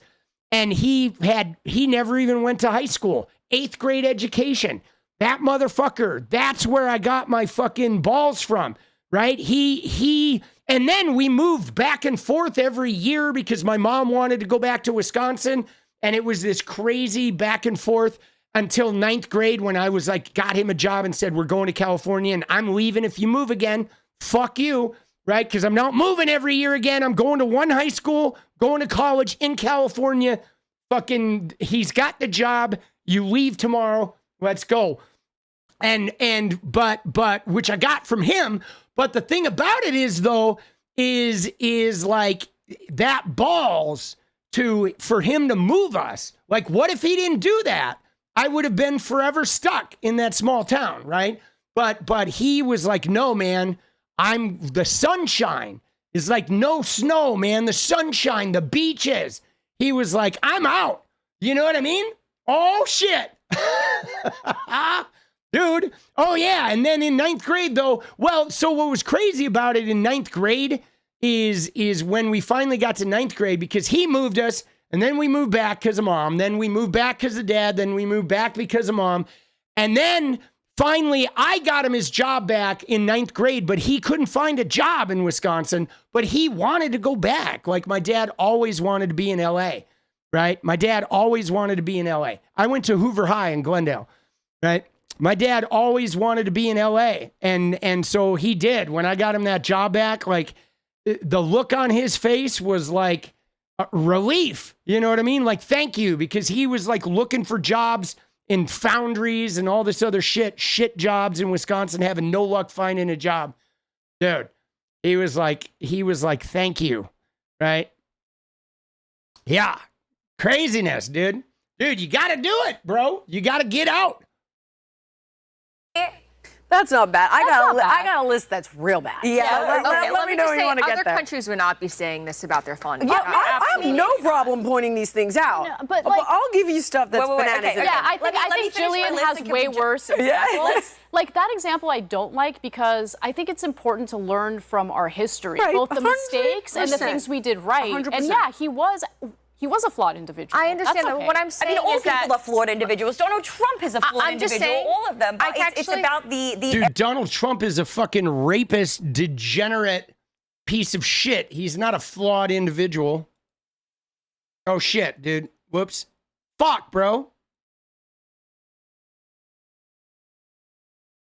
Be saying this about their fun. Yeah, I have no Jillian has way worse examples. Like that example I don't like because I think it's important to learn from our history, Right, both the mistakes and the 100%. things we did right. 100%. And yeah, he was a flawed individual. I understand That's that. okay. What I'm saying all is that people are flawed individuals. Donald Trump is a flawed I'm just individual. saying, All of them. But it's actually- about the era in which we are trying to preserve and maintain their memory and the initial knee-jerk reaction when you think of these people. And it seems like they were trying to reframe that specifically. what I'm saying. Dude, here's the deal though. You ready? Here's the deal for all these people that they don't get is like the internet exists, guys. This shit's already out of the bag. You can go back to making the Smithsonian say George Washington was so wonderful. Kids gonna be on TikTok for 5 minutes and they're gonna know the goddamn truth about George Washington. And then they're gonna go to the fucking Smithsonian and be like, why is the Smithsonian whitewashing this shit? Why isn't this museum in Washington, D.C. being honest with me? Right? You think you can put the genie back in the bottle. You cannot. All right? And that's what's so fruitless with these racist idiots is you're not going to get the genie back in the bottle. The wokeness is already the fucking bottom floor, bro. Like the foundation of wokeness is already established. The truth is out there. It's on the airwaves. You're not going to be able to silence it. You're not going to be able to lie around it. You know what I'm saying? Like, come on, man. You know, it's like, dude, and yeah, dude, that shit about Donald Trump. Donald Trump is a flawed individual. Oh, hey, oh. Dude, you notice the black guy ain't saying anything, right? The black guy is like, dude, he's like getting paid to just sit at the table and not fucking, spit in their faces, right? Seriously, he hasn't spoken at all through this, right? You know what I mean? I mean, look at what they do. They have a black guy on their show and they're talking about racism and reframing George Washington being a slave owner. They haven't even asked the black guy to chime in, right? You know what I mean? He's just sitting there being the fucking, like the Haitian kid that she adopted, right? Like, what the fuck, bro? I'm actually with Trump on this because there's no way, for instance, that China would be saying that about a previous. I know, but do you want to be like China? I mean, what I mean is like there's a certain reverence to the founding father of America. I think. Okay, anyway, so George Washington. So Plaque's reframing, okay, the art exhibits aimed at dispelling traditional beliefs about westward expansion. And then we do have the white culture card, which, guys, we're going to circle back to the white culture card at the very end of the segment. The white culture card. Why don't you go to it now? Since we know that's what this whole show is about. The white culture. What is even white culture other than imperialism and genocide, right? What is white culture? Fucking your cousin, right? Fucking a sister wife. That's white culture. Like, goddamn, bro, we need to no more white culture. Dude, it's fucking the sister wife is white culture, and apparently being, you know, a pastor who molests children. That's it. That's the only white culture. Jesus. But Jillian, please go ahead, give us. Well, some of your you know what? I examples want as you to do the tunnels because when we get to the white culture and some of these other installations that really do, in my opinion. Yeah, Jillian's got to talk about her transphobic stuff. All right, I'm going to skip the tunnels if you guys don't mind, because I don't really care about some conspiracy theory about the tunnels underneath the fucking Smithsonian, right? I don't. I mean, unless there's a pine box in there that's waiting for Donald Trump. I don't want to hear Smithsonian tunnels, right? Dude, yeah, no, Dab, you're not wrong, right? Grape and violence is white culture for sure, dude. Exhibit a very biased, partisan take on history, and it is not all about slavery. So I don't want that's going to take us off the rails. Okay. I'm chomping at the bit. I really want to. Oh, yeah, you are chomping at the bit, dude. Nobody cares. Wait. Smithsonian and stuff like that made me go like, ooh, you know, I don't have time, which unless you've been living under a rock for the last 2 days, you probably know. And I get the topics ahead of time, which we always do. And one of them is, you know, Trump is trying to whitewash the Smithsonian. And stuff like that made me go like, ooh, you know, oh God, I don't love that. How am I going to tackle this? I don't really know exactly what's going on. Yeah, how she tackled it was to say some shit about slavery and then pivot to like transphobia out of nowhere. And then when the host was like, why are you pivoting to this brand new thing? She was like, you're silencing me. Oh my God, dude. Bitch, please. Ooh. Dude, if she got any whiter, see what's crazy about it is I think she has a little bit of an ethnic background, like a little, I think there's some Middle East, I don't know if it's Syrian or Lebanese or something. I think she has some Middle Eastern like background in her, but like she's like made herself like whiter than white. You know what I mean? She hasn't embraced any of that at all, right? I'm pretty sure she is like Lebanese, but she's like, you know what I'm saying? For somebody who's so important, culture and all this, nope. She like Nikki Haley'd herself, you know? I've been out of the country for a month. Let me reach out to the comms team at the administration and just get to the bottom of like what in particular is really chapping your ass. I like seriously, like what? You know, hopefully we're not gonna do that. I get a friggin' PDF that's got to be 50 pages. In it, the first thing that happens when you walk in the door of the American, the History Museum. Dude, she almost said Nazi, the American, she almost said Nazi. Oh, shit. Museum under the Smithsonian umbrella, because there are many different museums, obviously, under Freudian the Smithsonian slip. umbrella. The first thing you see is a gay flag, and it's not during Pride Month. And all right, so the first thing you see is a gay flag. And look at her face. Look at that face, dude. Hold on, we got to screenshot that fucking...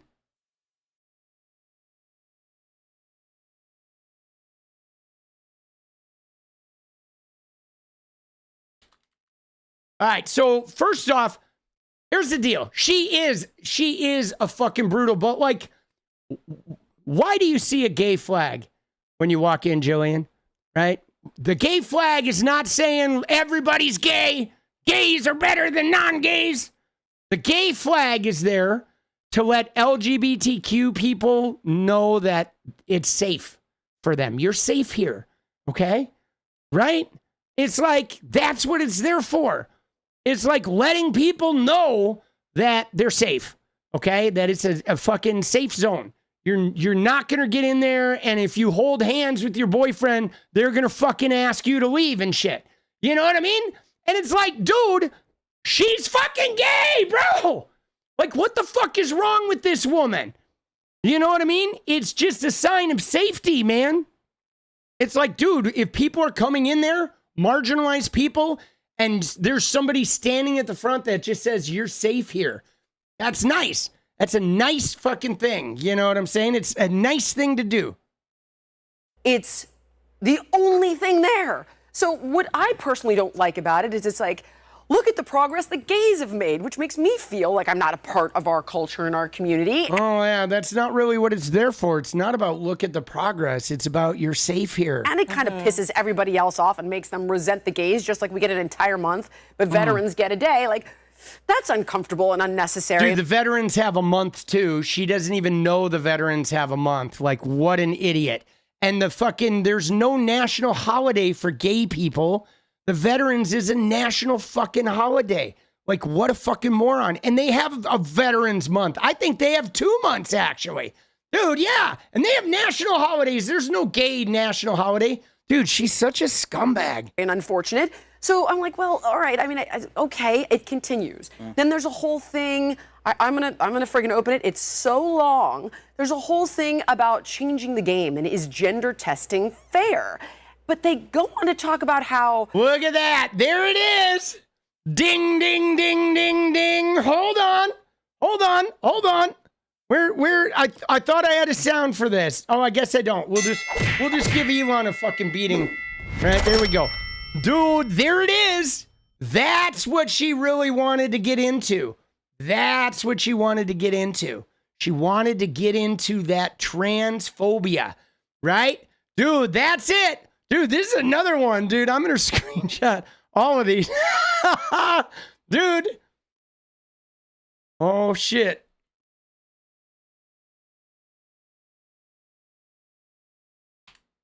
The Jillian mouth, dude. She could suck a fucking golf ball through 30 feet of garden hose, bro. Let's go. Oh, shit. People used to make you drop your drawers and show your genitals, and I'm thinking, when the hell was this? Because right now it's a cheek swab. But they tie it to some sort of form of sexual assault, and then it's like, well, and this is a very complex issue. It's not a complex issue. It's a yes, it is. Cheek swab to get an XX result or an XY result, which means biological male or biological female. And it goes on. But again, it doesn't matter. Biological male, biological female, whatever. You got your XX, you got your XY. But the point is we have people that are in between those things, Jillian. That's reality. You may not like it, right? Like, you know what I'm saying? Like, you don't like the reality of like enslavement and redlining and fucking segregation and all this shit. We don't like reality. You don't like the reality of George Washington owning slaves. But the reality is you can have XX, you can have XY, but there are people that are in between that. And so we got to figure something out. We can't just force them to be XXXY, right? You know, there's people that are mixed race. There are people that are choosing to be non-binary because they just don't feel a part of either gender. And so they feel differently. So we're making space for them too, right? So like, I get it. You are so concerned about chromosomes, but like your concern about chromosomes don't override the fact that there are a lot of variations in between. And it's just not as cut and dried as you demand it to be. And so the thing about it is like, I hate the Bible. Okay. And I've seen history. We're not talking about 10 trans athletes. I've seen the Bible commit genocide multiple times. I've seen the Bible fucking like kill native people, kill their food supply, enslave people, right? I've seen the Bible be used to fucking murder people over and over again. I hate the fucking Bible, but there's Christians. So like churches are allowed to exist. People wear crosses. And despite all that genocidal murder and child raping and that has happened with the Bible, they're still allowed to worship that dog shit. And fucking, right? So, like, you get to do it, okay? But, like, you don't get to come along and just fucking pull rank on some chromosomal bullshit when we have to put up with the genocidal, murdering, child raping fucking Christians. You know what I'm saying? And, like, yeah, man.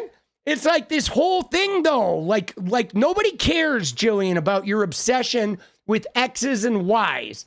There's more than that. And you may have power right now and be able to, like, pretend like there's not more, but, like, doesn't matter. There's still more, whether you pretend it doesn't exist or you don't, right? I mean, I watch my parents pretend like they weren't alcoholics. And guess what? They were still alcoholics, and their alcoholism just fucking ravaged them. And no matter how they pretended like they weren't alcoholics, it wasn't changing shit. So you can pretend like, you know, there's only two things, but, like, that's not going to stop the world from just being what it's going to be. You know what I mean? But, like, man, dude. I want to talk about how unfair it is and what do you really think? And, of course, it's pushing you towards this is, like, awful, grotesque, unfair, bigoted. It goes on. It is. In so many ways. There's one that I posted about with regard to Hispanic emigration to the States. Oh. Now, this one in particular I found. Dude, this one is funny because I'm going to show you the link here for this one, by the way, guys, which is crazy. Look at this shit. The thing she posts, it's just talks about America's, by the way, do you see this? Oh my God. Dude, that shit is fucking golden. But the one she posted was, where was it? Oh, I guess I didn't retweet it. I just replied to it. But she posted this one that is, like, not even a big deal, right? It's this exhibit that talks about America, right? All it talked about was America fucking being involved in causing immigrants to come here because of meddling in South America, which is, like, absolutely true. And I don't even understand, like, why she's bent out of shape. Oh, it's this one. Here you go. There it is if you want to look at it. This is the one she's freaked out about. Okay? But, all right, here we go. Bananas. So this, we're here in Miami. I lived in Miami for 3 years before moving to Wyoming. I know a lot of Cubans. You're married to one. I've heard a lot about Castro. So this is... Oh, I didn't realize they're in Miami. Of course they are. I thought they were in LA, but they're not. They're in Miami. How they frame Cubans emigrating from Cuba. My old woman eyes, forgive me. All right, so here we go. It's important that we read this, guys. Civil wars, oppressive governments, and natural disasters pushed millions of people to migrate from Latin America and the Caribbean to the United States. Throughout the 1900s, the United States supported foreign governments that favored U.S. business and fought communism. And we all know the U.S. has practiced interventionist foreign policy. We know this, and no one loves it, okay? No one's trying to whitewash that.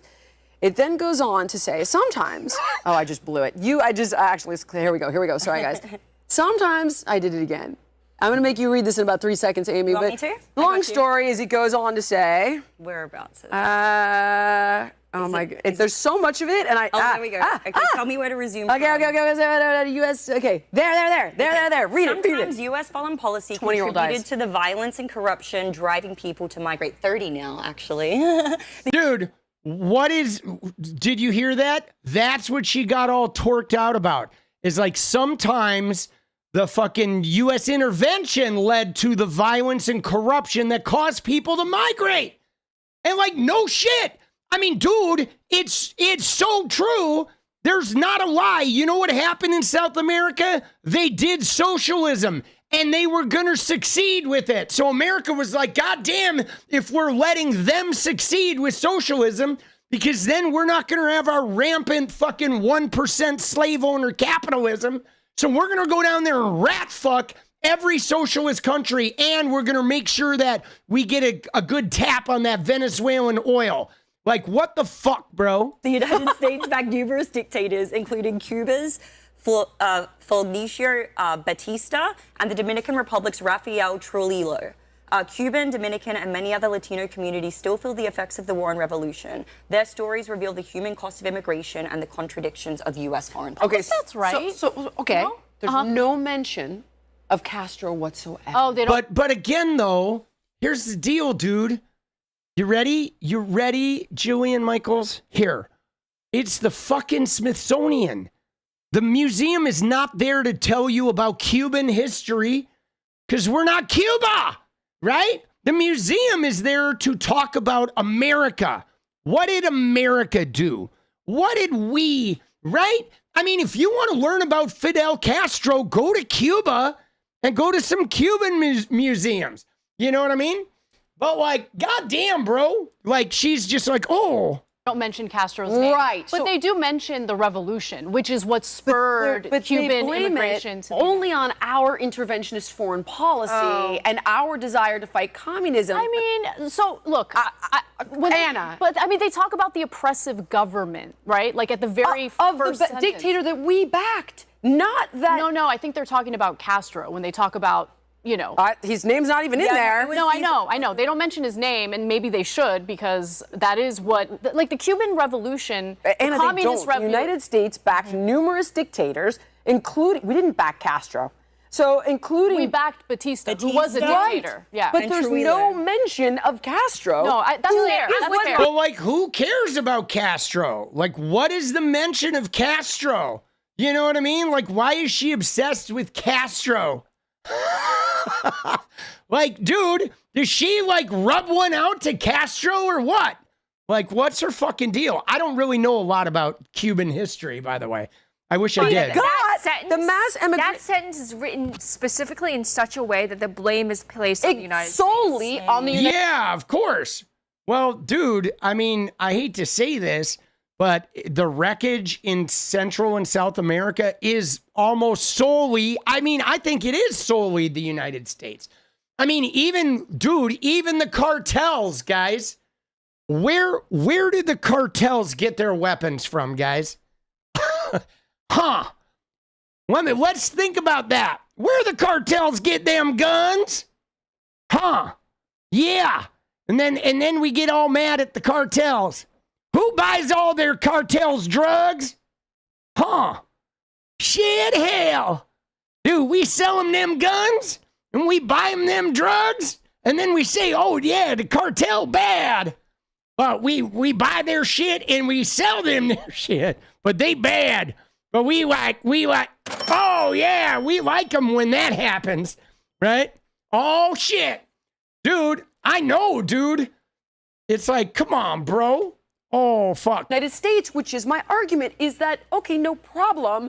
But then you got to kind of mention 1959 when Castro came into power and started killing everyone and jailing everyone, and Cubans fled. And they're thriving here in America right now, and most of them are conservative.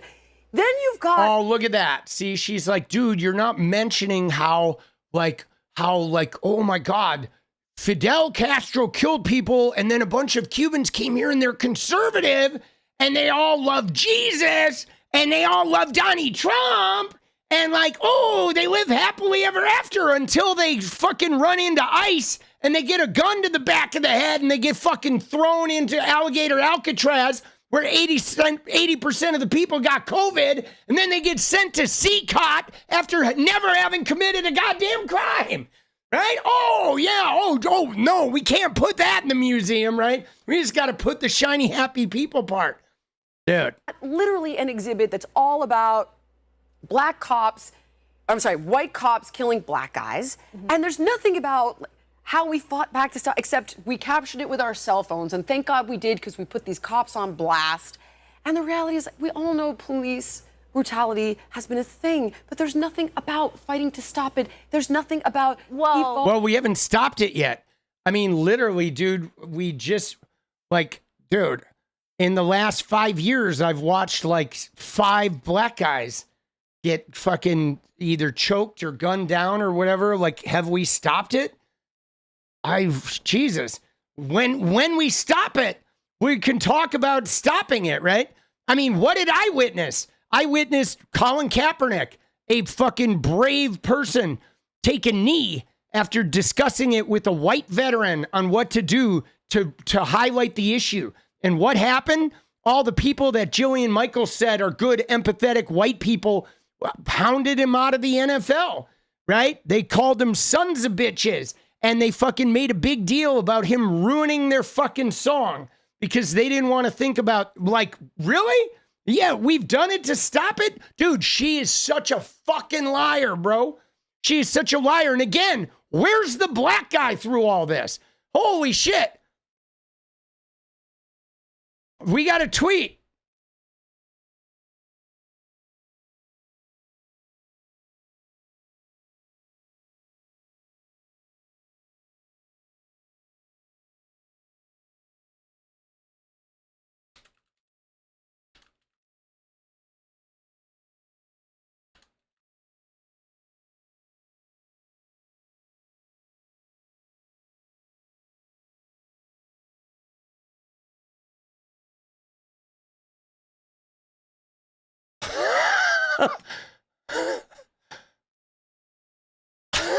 Dude, what the fuck, bro? Dude, seriously. Holy shit.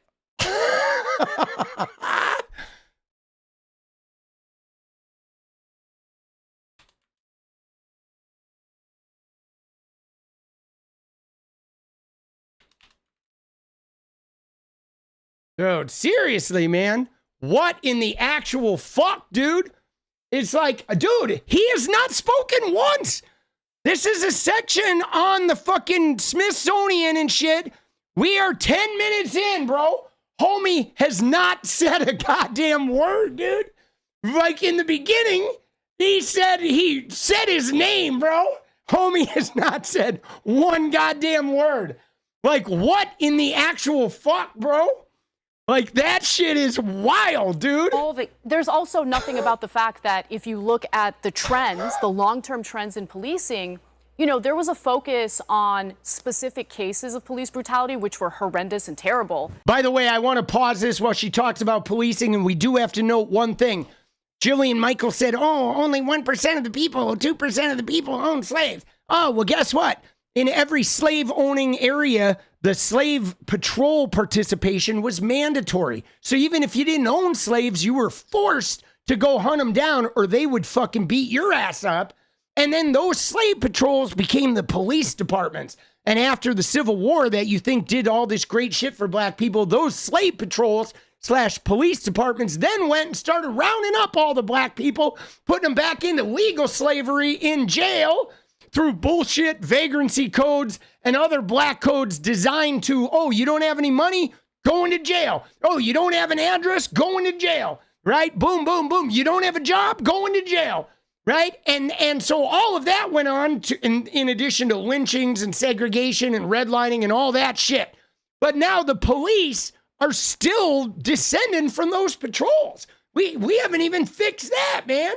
It's like, what the fuck, bro? But if you look at the overall trends, officer-involved shootings had consistently gone down every single year since it's worse the 1970s. Than ever, and it goes on to say that people of color are currently living under a regime of oppression and aggressiveness and prejudice. Yeah, they are. Yeah, how do we know? Here's how we know. Because what happens? Daniel Penny happens, okay, where a black guy has a mental health episode on a subway. A guy comes in and chokeholds him to death. And then everybody cheers. Or Shiloh Hendricks is at a park. She calls a young kid the N-word. She makes $1 million. Like, come on, man. I mean, we're going to ignore all that shit? You're like, oh, yeah, there's no racism anymore. Yeah, Kyle Rittenhouse, white guy with the rifle, shoots a couple people when he crosses state lines to go to a fucking protest where he's given the little okay sign with all the cops. You know, the little sign they do to be like white supremacists, right? Kyle Rittenhouse is doing that shit with the cops right before he kills people. He gets off, right? Like, come on, man. And it's like, are we ever going to show something good about our country? Then it goes on to talk about Benjamin Franklin. And it's all about electricity, right? So it's like Dr. Electric Ben or whatever the hell it was. And it says, by the way, he was a slave owner, and by the way, we think that the slaves actually played a huge role in inventing electricity, and he never freed his slaves. He did free his slaves. He became a huge abolitionist who... Dude, that was the first noise we heard the black guy make. The guy said, That was it. It's the only time we've heard him make this noise. Dude, I don't even know why they have him on the show. The guy's not speaking like he's... right? But, dude, you know what's crazy, though, about, like... The black people is rock and roll, Elvis. This is black music, the blues, black music, right? Our music came from fucking the enslaved, okay? A lot of the cooking in America came from the enslaved. The farming, you know what I'm saying, came from the enslaved, right? They were like, so many of our fucking advancements happened that they never got any credit for, you know? Dude. Completely repented and did a 180. And there's no evidence, whether you like this or not, to suggest that the slaves were involved in his experiments. And the thing that bothers me is it's like, you can just let the white guy have it, guys. Yes. He did invent electricity. Can just let the white guy have it, right? See, isn't this interesting how, like, she can just let the white guy have it, but she just can't let the trans woman have it? Right? You know what I'm saying? Or, right? The trans person can't have it. But just let the white guy have electricity. Even if the black people fucking... what if the black people did invent that shit? Which I wouldn't be surprised if they had a major fucking thing. But man, she can't let the fucking... I know, dude, he didn't invent electricity. But, I mean, dude, you know, I mean, there are other people involved in that whole process. But he had some inventions, right, around, you know, some discoveries, I think Ben Franklin did. I feel like he had discoveries around electricity. You know what I mean? But like, you know, the fact that she's like, just let the white guy have it, but she won't just let him have it to anyone else. She won't just, yeah, maybe... Dude, black people fucking, let's just let them have something. She can't even let black people have, like, wow, you guys were the foundation of our country.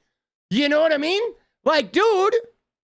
You can say he was a slave involved in his experiments. A huge abolitionist who completely repented and did a 180. And there's no evidence, whether you like this or not, to suggest that the slaves were involved in his experiments. And the thing that bothers me is it's like, you can just let the white guy have it, guys. Yes. He did invent electricity. You can say he was a slaver, but then you should also point out that he did a 180 and he realized how disgusting it was, and he wrote articles about it, and he was an active activist. He's fine. And he did free his slaves. That is a lie. Just give the full picture as opposed to a slice. Right. Dude, can, like, this guy, bro, you know what I'm saying? No, the black guy is not spoken at all. Yeah, you know what I mean? The black guy has not spoken at all, right? Just let the white guy have it. Just let the white women have the floor, dude. Right? Just let the white guy have it. Sorry that, like, his slaves had no money, no generational wealth ever to pass down to their kids. Just give the white guy, dude. I know electricity is not an invention. I know. That's intentionally chosen more that I want to do, because these are... Go ahead. Before you get to that, I just want to quickly comment on the very first example you gave about Latin American immigration or people from Latin America. So I feel like that summary was intentionally vague because it wasn't just about Cuba. And when you think about, you know, the U.S. did, like, a coup. It's just about Cuba. Like in Guatemala. That clip is... No. That was just about Cuba. That is just about Cuba. Oh, okay, then that's different. And Cuba and the Dominican. Okay. Because there are other parts, obviously, all about other parts of South America. Got it. That part is just about Cuba. Okay, then you should mention Castro, because Castro... See, you know what I don't get, though? Here's what I don't get. I don't get why, like we know that our founding fathers and our government, I mean, we dropped atomic bombs on innocent people in Japan, right? For generations, they had cancers and shit. And why? Because they attacked a military base and didn't even kill anybody. But we just wanted to overreact. We wanted to use the technology. We wanted to tell the whole world, we'll fuck you up unless you do our bidding. And like, so dude, we're so toxic. Like, who goes into the Smithsonian and is like, man, they're just really portraying us bad. I'm so upset that they're not making Americans like seem better. Like, who fucking does that? What kind of a person, after like the genocide of the natives and slavery and fucking, you know, the way women didn't have a right to vote and raping their wives and fucking the civil rights movement just being recent, and even with them running around with nooses and Confederate flags when Obama was president and murdering George Floyd and shit. Who the fuck walks around being like, you gotta be nicer to us? Like, we're fucking terrible, bro. You know what I mean? Like, what the fuck, dude? If you can't see that, like, you know what I'm saying? If you can't see that we're terrible, like, you're an asshole. You know what I mean? And you're not gonna get any better. Like, what the fuck, dude? Dude, why is that guy even there? That guy's there so they can put a screenshot out there and be like, see? Jillian's not racist. We had a black guy sit at the table and he didn't speak for a goddamn hour, right? Castro and the communist revolution is what spurred a huge refugee crisis of Cubans coming to the United States. That's just the fact. But it's of the matter. solely laid at our feet. You know what this laid?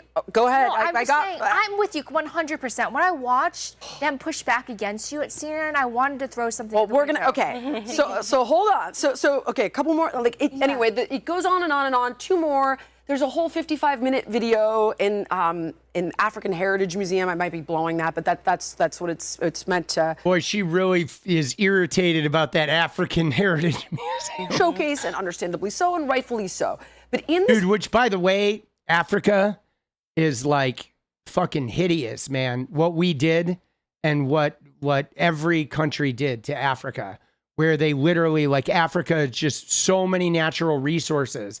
And then we go to Africa and we fucking take all the resources. We just gutted it, okay? And then all the roads and all the infrastructure we built in Africa was just to remove the resources.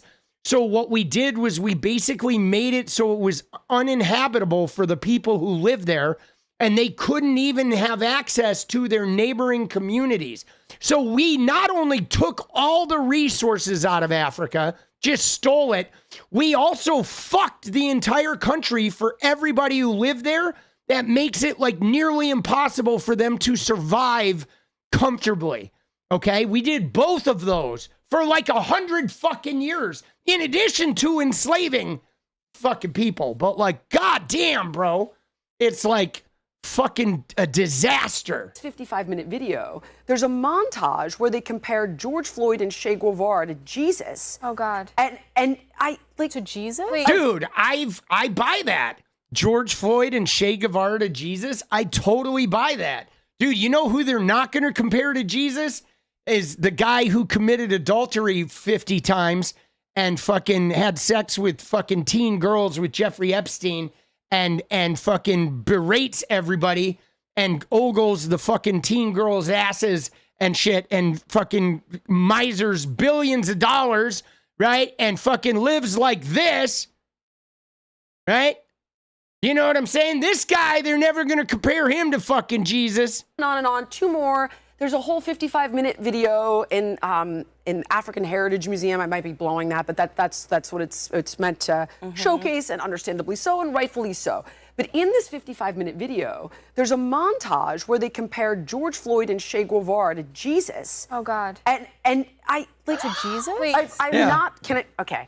Amy, while we're on looking for this, can you pull up your white culture card too? Yeah, that's absolutely, a good one. Connor, can you please pull that go up for me, ahead please? I'm and gonna pull up that the up. exact piece. Dude, look at this poor guy, dude. He fucking has not spoken. Dude, he has not spoken. Not once, right? Oh my God, dude. Of art they frame. It's such a long list. I got to dig it out of this friggin'. Oh, here we go. Okay. All right. One segment places images of the death of Jesus Christ, the death of 𝗪𝗪𝗓, and the death of George Floyd side by side, and insinuates similarity between these three historical events. Oh, that's sacrilegious. Dude. Dude, They're so, dude, Jesus would slap the shit out of these people. Let's be real. Here's the New York Times retelling of the scene. In one kaleidoscope sequence, for instance, stills of police officer Derek Chauvin kneeling on George Floyd's neck are juxtaposed with archival photographs of the executed revolutionary Che Guevara and the Renaissance painter Andrea Mantegna's lamentation over the dead Christ. That's now, disgusting. Is so the death of George Floyd horrible? Yes, it's horrible. Is Derek Chauvin in jail? Yes, he's in jail where he deserves to be. I don't care how much fentanyl he had in his body. We all watched the 7-minute video. It was disgusting. Now then.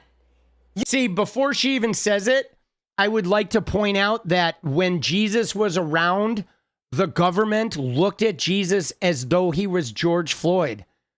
She thinks nobody liked Jesus. The rich people, the Jillian Michaels, the Donald Trumps of Jesus's time, they thought he was a scumbag.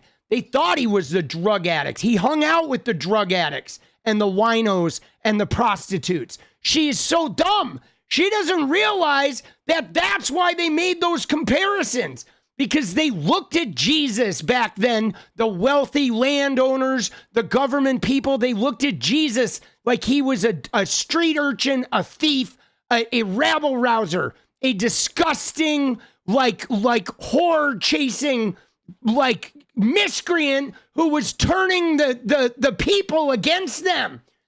Like, she's so fucking dumb, bro. Jillian Michaels, why are you so dumb? You're talking about this sacrilegious. You don't realize they hated Jesus. That's why they fucking murdered him. Like, what the fuck, dude? They're so dumb. They don't even know who Jesus was. They don't even understand his plight, man. The wealthy people, right? I mean, even Pontius Pilate washed his hands of it because he was like, dude, there's no reason for us to kill this guy. Like, come on, man. You know what I mean? Like, fuck, bro. Dude, they would Jesus would be in alligator Alcatraz, right? Probably taking a fucking beating. You know what I mean? Dude, Jesus. You think when you compare this to the death of Jesus, yeah, it doesn't need to be revisited? Hit me with the white culture dude, card. I gotta pause here.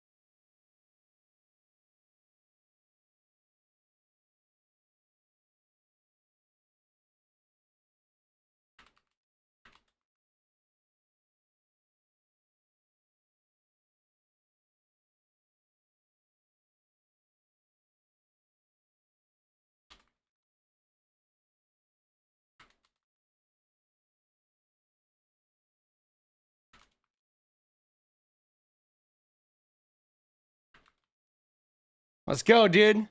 Yeah. Dude, you think they know? Right? They know exactly what they do? You think they know this? You think they know that they're just lying about this shit? Right? Dude, you like that tweet face? Dude, he was a punk. Dude, he was, you know what I mean? I mean, dude, when you look at like, dude, Jesus was despised, bro. It's like, fuck. And then I'll tell you what happened at CNN, and then I'm going to pass to 𝗙cie, because I want to hear where I'm getting this wrong, okay?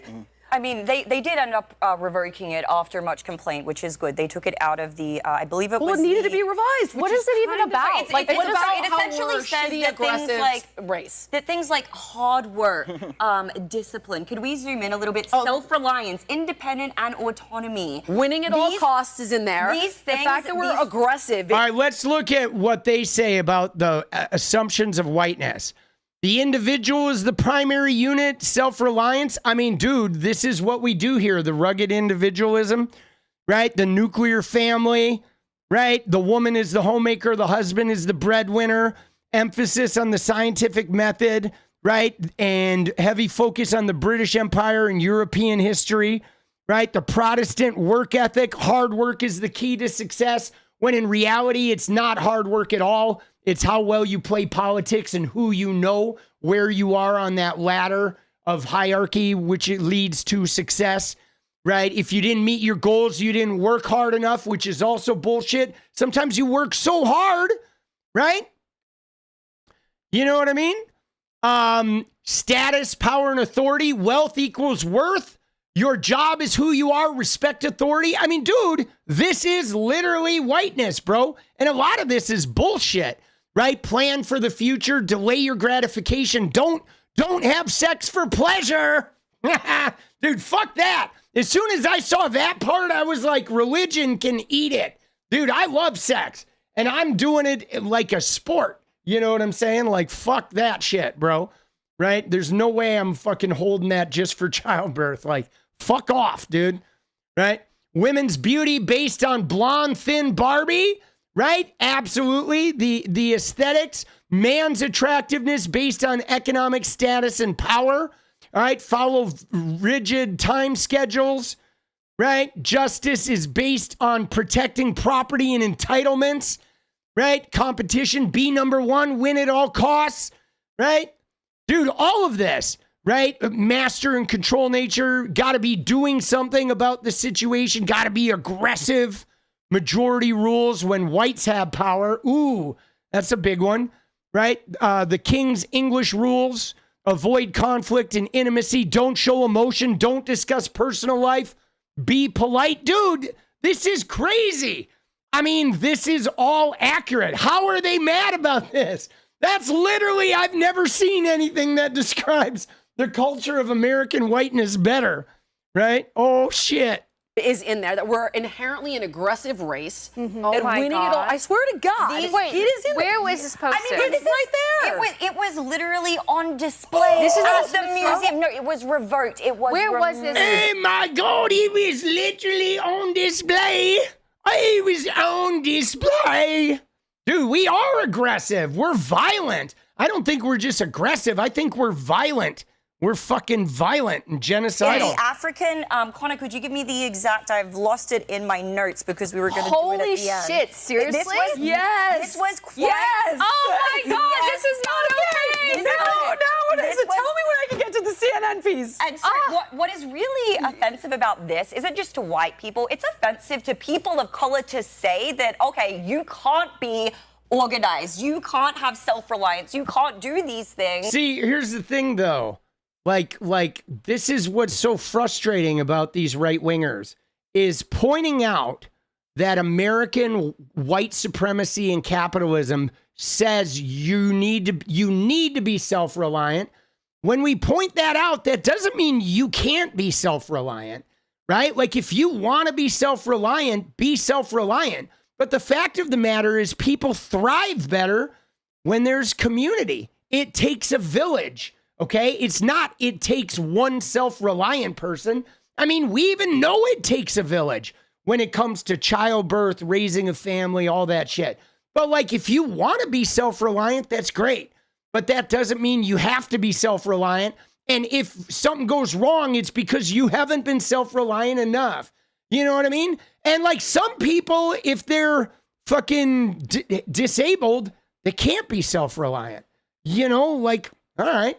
Or when I'm 95 years old and somebody needs to change my fucking diaper, right? I can't be fucking self-reliant. You know what I mean? I mean, it's like this weird thing, but they're like, oh, you tell people you can't be organized. It's like, yeah, you know, you can be organized, but like, you don't have to be, right? You don't have to be. Some people are just so ADD, and some people's organization looks different. Right? Like, you know, it's crazy, right? Like my son, if you went up to the room that he and his girlfriend share up there right now, that room is a train wreck, bro. His room has never been clean, right? But his records are alphabetized always, okay? Extraordinarily organized. You know what I mean? His and her music collection are in fucking things alphabetized always, okay? And what's more, even though that room is a wreck, he knows where all his shit is, right? He does. He knows like where all his shit is. I mean, I'm a little bit like that too. Sometimes people, it looks like chaos, but you know where all that shit is. You know what I'm saying? You know what I mean? Like organization to different people looks different, right? Not everybody's organization is a fucking Excel spreadsheet. You know what I mean? But like, I mean, they're forgetting all that. But like, dude, if you want to use an Excel spreadsheet, like, go ahead. You want to be organized, go ahead. But if you want to live in chaos, there's nothing wrong with that either. I've been doing it my whole life. Because of the color of your skin, because that is exclusively Also, a white it's offensive culture to people thing. who aren't. See, again, it also didn't say that being organized is exclusively a white culture thing, that you can't be organized unless you're white or only white people are organized. No, it's just the culture of whiteness tries to say if you're not organized, you're not doing it right. If you don't have a nuclear family with a mom and a dad, a cisgendered straight mom and dad, heterosexually having 2 kids or 4 kids, you're not doing it right. If you're not going and praying at church, you're not doing it right. Okay? If you're not self-reliant and you live in a communal place, you're a hippie, you're a socialist, you're not doing it right. Right? Yeah, they're fucking dumb, bro.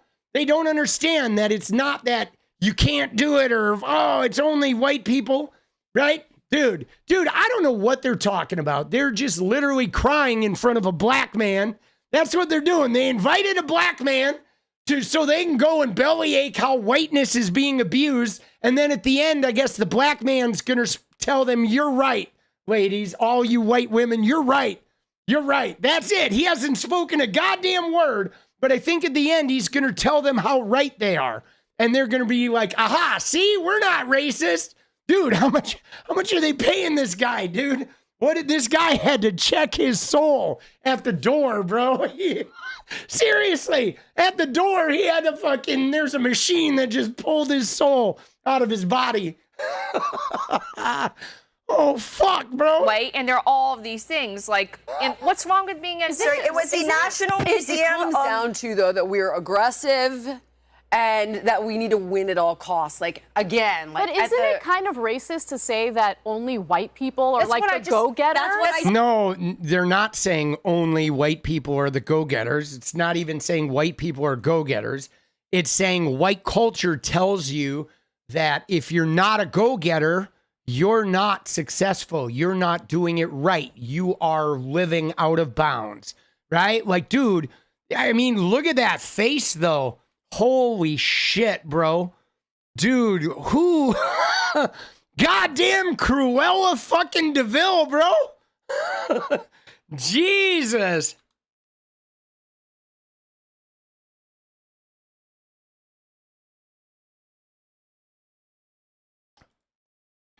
Jesus Christ. What I mean, And everyone else is like, you know, they're what not. I said. Like, yeah. That is more offensive, I think. Yeah, but that's not even happening, ladies. To tell black people and disenfranchising, and that's a bigger curse on their life, us telling them that, than the color of their skin itself. That in itself is not a curse at all. Oh, yeah. Oh, the color of their skin's not the curse at all. Yeah, tell me that when you buy a fucking house there, Amy Dangerfield. Tell me that when you go to rent an apartment and they see the color of their skin and say, nope, no vacancies, like Donald Trump did, even though he got fined multiple times by the U.S. government, right? Tell them when they go and get a job and they say, nope, we already filled that position. And then as they're walking out, a white guy walks in and gets an interview, right? Tell them the color of their skin doesn't matter at all when you go into the neighborhood where a whole bunch of them are. And the property values are fucking nothing. And nobody builds a park there. And there's nothing but liquor stores on all the corners, right? And all the buildings are dilapidated because nobody will invest. And tell them when they finally get out of that neighborhood and move into a neighborhood where property values are high, the minute they move in there and some of their friends move in and some of their friends' friends move in, then the white people leave. and the property values sink. And they're right back where they fucking started after they got out. Tell me the fucking color of their skin doesn't matter. You ignorant fucking bitches. You know what I'm saying? Like, goddamn, bro.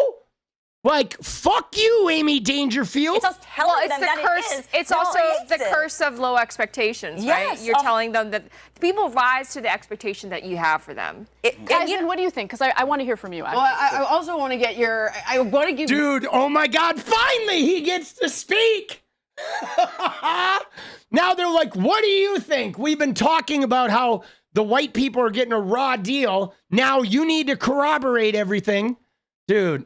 Dude, fuck, bro. One more thing, and then I want to. Okay, This is a museum too, by the way. It was the National Museum of African American History and Culture. Okay, can you pull up the opening of my clip with Abby Phillips? And I want to set it up as follows. Notice that I don't bring up slavery. They do. Notice that all the things I'm citing, actually, only one thing I brought up was Benjamin Franklin that even references slaves. So when this woman says we're whitewashing slavery, I said that's not what he's attempting to do, with the intention of showing things that have nothing to do with slavery. Then it becomes a conversation about slavery, in which case I then turn around and say, hey. Well, dude, you fucking had the percentage. She's lying, right? She's lying because she went in there armed with the percentage. Like, she had her little factoids. She's full of shit. Because she doesn't walk around knowing that less than 2% of the people, right? She had a cherry-picked number. Dude, she is awful, dude. She is terrible, bro. Can you imagine being her fucking kids? Not all white people are the devil. Only 2% of all white Americans own slaves. And yes, I appreciate it was like 25% in the South. But that's because other states in the country had banned it as being morally reprehensible. Yeah, but how did those other states in the country make a living, Jillian? Okay, they had banned it because it was reprehensible. But when the cotton showed up at their textile factories, did they send it back? No. They made it into shit and they sold it. When the tobacco arrived at their doorstep, did they refuse it? Did they Bud Light the tobacco? No, they did not. They didn't shoot the tobacco up with their muskets. No, they sold it, right? They profited. They fucking, right? They just kept hitting that cash register and fucking building that economy. And they didn't engage in fucking slavery, but they fucking, right? And then if you went down in the South, oh yeah, let's not forget the sugar. Yes, dude, that was still doing slavery until the 1940s. Okay. And then what did they do? If the slaves discovered something new in farming or in cotton procurement or in harvesting tobacco, what did they do? They trademarked it. They patented that shit. And those enslaved discovered some of that shit, guys. We know they did. We know they fucking did because enslaved escaped and we're teaching the natives down in fucking Florida and shit, right? In the Florida territory, how to farm. And like, you know what I mean? Dude, they claim credit for that innovation and they trademark that shit like Ben Franklin. You motherfuckers. But no, just let the white guy have it. Hey, the white guy has everything. Just let the 1%er have it. Hey, he's already got everything. God damn, has he got to take my soul too? You fucking clowns. So take a look at this real quick. We're going to set this whole thing up, and then I'm going to pass to you, and you can let it rip. Yeah, let it rip. Like, dude, how long is he going to talk? He's going to talk like fucking, right? Have at it. On me, on the situation, whatever you think. He's gone into the Smithsonian. He's effectively now has some random person deciding what is appropriate for the Smithsonian to teach in terms of American history, things that don't offend parts of the MAGA base, right? So we're now literally reviewing parts of American history and parts of American culture to make sure it comports with dear leader and what the MAGA Can we address some of those things that are in there? Because have you looked at some of the things that are being reviewed? Slavery was a bad thing that we could talk about. Okay. Like, he's not whitewashing slavery. So he's not? He's not. Well, dude, so it's crazy because all she said was like, have you been to the Smithsonian? And she said, yeah, slavery is a bad thing. We should talk about it. And then Jillian said, he's not whitewashing slavery. So Jillian brought it up. Jillian, he's not whitewashing slavery. She is so racist. You can see it on her face, like the disgust when she's confronted with this idea. You know what I'm saying? When she's confronted with this idea, the disgust on her face is like gnarly. Like she doesn't have that disgust for slavery. She has that disgust for people who want to point out how bad slavery is, right? You know what I mean? You notice that? Like the disgust for slavery. When we get to the slavery, she's like, only 2% of people own slaves. But if you say like, ooh, they're trying to whitewash slavery, she's like, oh, I've been so violated, right? She is a disgusting bitch is a great way of putting it. That is, oh my God. Appropriate for the Smithsonian to teach in terms of American history, things that don't offend parts of the MAGA base, right? So we're now literally reviewing parts of American history and parts of American culture to make sure it comports with dear leader and what the MAGA Can we address wants. some of those things that are in there? Because have you looked at some of the things that are being reviewed? Slavery was a bad thing that was to talk about. Okay. Like, he's not whitewashing slavery. So he's not? He's not. No, okay. He's not. And you cannot tie imperialism and racism and slavery to just one race. You can in America. In America, Jillian, the only people who've been imperialist and genocidal and enslaved, the only people that enslaved people, and the only people that were imperialist and genocidal in America have been the white race. That's it. There is no other race in America that has been genocidal or imperialist. Like, dude, shut the fuck up. I don't even want to watch any more of this, right? You know what I'm saying? Like, goddamn, bro. Dude. Which is pretty much what every single exhibit does. But let's talk about the fact that when you look at slavery, let's talk about the fact that you get into all these other things. Do you realize that only less than 2% of white Americans own slaves? But it was a system of white supremacy. You realize that slavery is thousands of years old? White people were Do you know who? Slavery is thousands of years old? Oh, yeah. Okay, great. Well, then why were there black codes and vagrancy laws and Jim Crow and segregation after slavery? Right? First race to try to end slavery? Okay. So it became about slavery. Then she accuses me of bringing it up, which I didn't bring it up. And then I was like, you're strawmanning my argument. I mean, you did, you brought it up of, have you seen the exhibits there? And then the woman mentioned, yeah, slavery is bad because slavery is a huge exhibit there.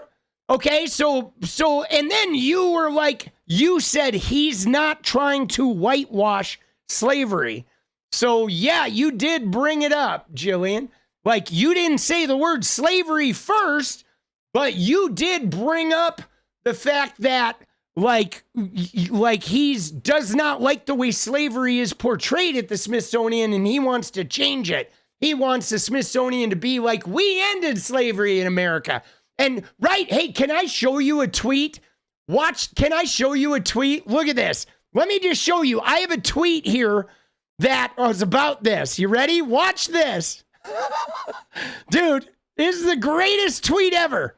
Okay, let me just show you a reply from today that is about this very topic. Okay, watch this. Let me just show you. This was like money. Okay, can I just show you? It's on this topic. It's important, but watch this. There was a guy who was in the replies of this shit. Okay, you ready? Watch this. Look at this. Is the Tennessee holler, okay? And this guy says, so the truth is only 1% of whites own slaves. Okay, this was the video I showed you, remember, earlier today? And then this guy said, so the truth is only 1% of whites own slaves? And watch this. I said the truth is 100% of Americans participated in the economy built on slavery and then participated in 100 years of Jim Crow and segregation afterwards. But what's really crazy is if you look at your claim of 1% owning slaves, isn't it weird that still today 1% owns over 30% of American wealth and the bottom 50 owns 2.5%? And watch, he says, can you remind us how slavery ended in the U.S.? And I said, yeah, it ended with 100 years of black codes, vagrancy laws, Jim Crow, segregation, redlining, and lynchings, and a legacy of all that still 70 years after that. And legalized slavery inside the prison system where, what do you know, blacks are 5x as likely to be sent. Dude, is that not the greatest reply ever? Dude, can you remind us how it ended? Yeah, I'll remind you how it ended. It ended not well. It ended with more slavery. And look, he didn't reply, dude. He did not reply to that one, bro. Dude, homie got mic drop, dude. Yeah. Can you remind us how slavery ended? Yeah. Let me remind you how slavery ended, homie. Dude, no more. Like, not to be heard from again, bro. Oh, shit. Oh, Lord, dude. That is like, I'm telling you, dude, that I think right there is fucking brilliant. Oh, shit, dude. I never actually brought this up. You brought it up, and then you're making the same case that white oppression, white is bad, when this whole thing was actually not about slavery. In that 50-page document that the administration sent you in regard to what they have issues with. There's maybe one reference to slaves, and that's Benjamin Franklin. But the other stuff is like all the stuff I showed you. Okay, got it. Yeah, but the bottom line is this, though, is everything in America today is still built on top of that enslavement foundation. And everything. And it's in our language, right? Even innocuous things that we think, the master bedroom, the fucking holding their feet to the fire, right? Wall Street, right? Our financial institution, it was the slave trading market in New York City. You know what I mean? The fucking Confederate flags, the fucking, right? I mean, dude, it's like everything. Our police fucking system. It's like we are just, dude, yeah, they think Jesus was white. Like, my God. You know what I mean? Like, dude, miss, right? Yep. I mean, dude, it's like all of it, you know, all of it is like based on fucking that race, you know? And to this day, it haunts us. You know what I mean? Dude, you didn't bring it up. I didn't bring it up. She didn't bring it up. Literally all So why does she trans think stuff, like gender identity stuff, gay flag first in the door. Oh, trans stuff, gender identity stuff, gay flag first in the door. Oh, you're so oppressed. Oh, look at you, Jillian. You like had it so hard walking into the Smithsonian and seeing that gay flag. You must know what it was like to be enslaved back in 1850. You had it even harder than they did. Seeing that gay flag must have just wrecked you. Dude, yeah, well, you know, here's what the saying is. The saying is it's not enough to not be racist. You have to be actively anti-racist, period, right? Period. Or eliminating Castro, the white culture card. This is, and that's why I was saying that's not what he's trying to do. And I was trying to show all of these different things that had nothing to do with slavery. But then when I got pulled into that conversation, I was so goddamn sick of hearing how all whitey, like, oh my God. I'm like, you know, not all of them. All whitey, she said. Jillian, you. Yeah, Jillian, you know what's funny is you're right. Not all white people suck, but Jillian, you fucking suck. You do. You fucking suck. Dude, right? Not all white people suck, but Jillian and every white person at this fucking table fucking suck. You know what I mean? Like, dude, they terrible, bro. Jesus. The vast majority of us don't suck. Yeah, And no, you suck, Jillian. they didn't suck then. Yes, we did horrible things. White people did horrible things. We're not the only people to do horrible things, but we did it. At the same time, one would hope that you would take inspiration away from the fact that there were also good guys who were white fighting against it. Yeah, but what about the 100 years after it, which you conveniently forget? making it illegal, banning it in their states. Banning it in their states. They didn't even ban it in their states. They just moved it to the prison system. They didn't ban it. They moved it. It's just like what Donald Trump did with those tents in D.C. Okay? They didn't end homelessness. They just moved the homeless people. But come on, man. Come on, man. 100 years, Jim Crow, vagrancy laws, black codes, lynchings, KKK, burning crosses, segregation, redlining, police killings, fucking, you know what I'm saying? And willing to die for it. So now, go. Hit me where I'm missing this, please. You keep acting like I'm going to hit you. I'm not going to hit you. You know Even what if I disagree, I'm not going to hit you. I want to know, yeah. where am I getting this wrong? Yeah. So let me talk about what I think is underneath this whole discussion. Please. We actually have to go back to almost the origins of American slavery, right? Because basically, this is obviously super simplifying it, but what happened was Europeans who were white came to West Africa. Right. They saw West Africans. They said, okay, these people are less advanced, and this must be fundamental to what they are. They're just a different class of humans, right? And they're inherently worse in all sorts of ways. That was the European mindset. Got it. Yeah. Right? Now, fast forward hundreds of years later, I think what's happening is actually kind of a reversal, where now there's people who are saying, oh, white people are inherently worse in some way. That's but true. instead of it being technologically worse or civilizationally worse, it's morally worse. worse. So what happens Which is true. I mean, anytime we have these discussions, because we're talking about race, we're actually focusing on the wrong thing when we need to be focused on the software, not the hardware. There's nothing about being inherently white or inherently black that makes someone inherently morally. it's not. It's the system of whiteness is what it is. It's not like white people. It's that system of whiteness and fucking white hierarchy, really, dude. Superior or inferior. But every time we talk about oppression and hostility and hatred, we racialize it inherently. Yeah, And you're right. It's race essentialism. So we say, oh, all white people. Well, what about Slavic people? Like Slavic, the word. See, what's interesting about it though, he is kind of reverse racisming it a little bit, but I don't think we're even experiencing like reverse racism. Right? We're just trying to have some white accountability on white people for the culture of whiteness. You know what I'm saying? And like, you know, literally comes from slave. So Slavic people, like race essentialism. So we say, oh, all white people. Well, what about Slavic people? Like the word literally comes from slave. So Slavic people, like in Eastern Europe, they were enslaved by the Ottoman Empire. Yes, right? yes. So oh my God, I love you so much. Yeah, but like, dude, why is she so excited? So the slave. She's like, yes, white people were enslaved too. I love you so much. What is that reaction? That has nothing to do with chattel slavery here in America. Like, oh my God, white people were enslaved too? Yeah. Okay, great. Who fucking cares? That has nothing to do with America. They've never been enslaved here.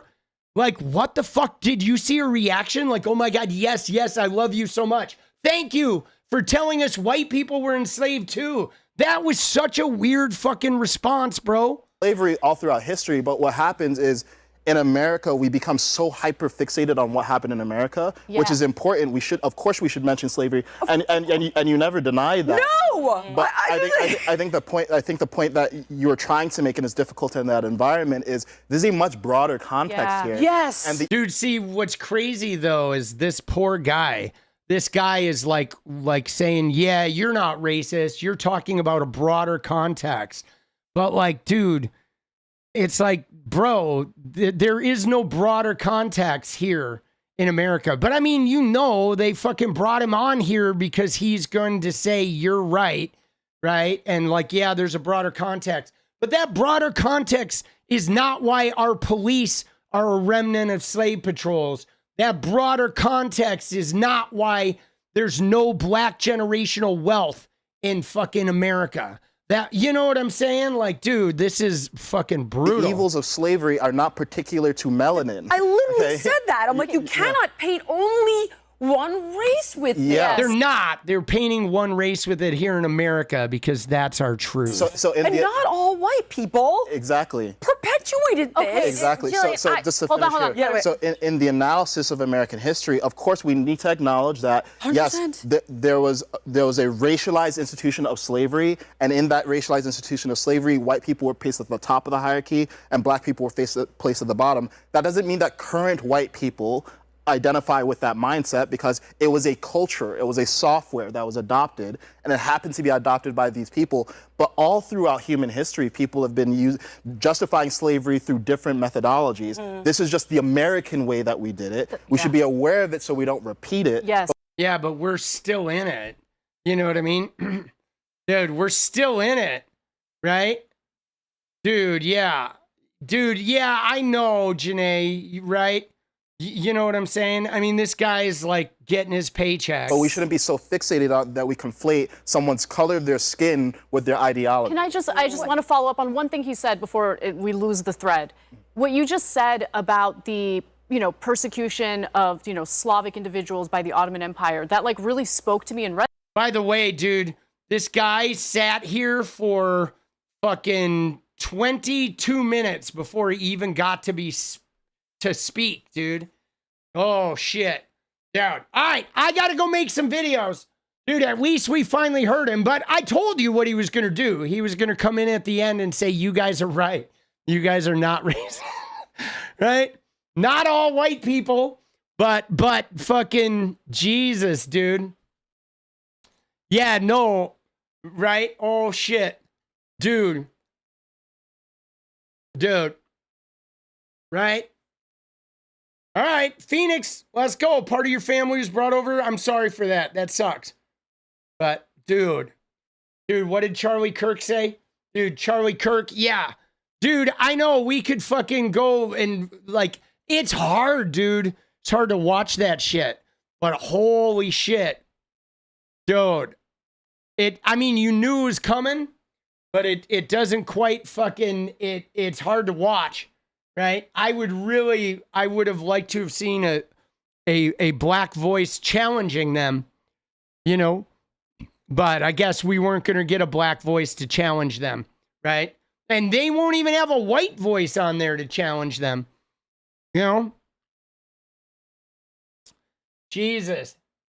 Holy shit. It's a little hard to see it. I mean, the thing about this is I don't think talking about the American systems, we necessarily need to contextualize the larger thing. Like, obviously, the Americans didn't invent slavery, right? Slavery had existed. But the thing that was really hard is the Americans kind of outsourced it, okay? Because what they did was they came here and they tried to do slavery the way it had always been done, which was you conquer people and then you force them to be enslaved.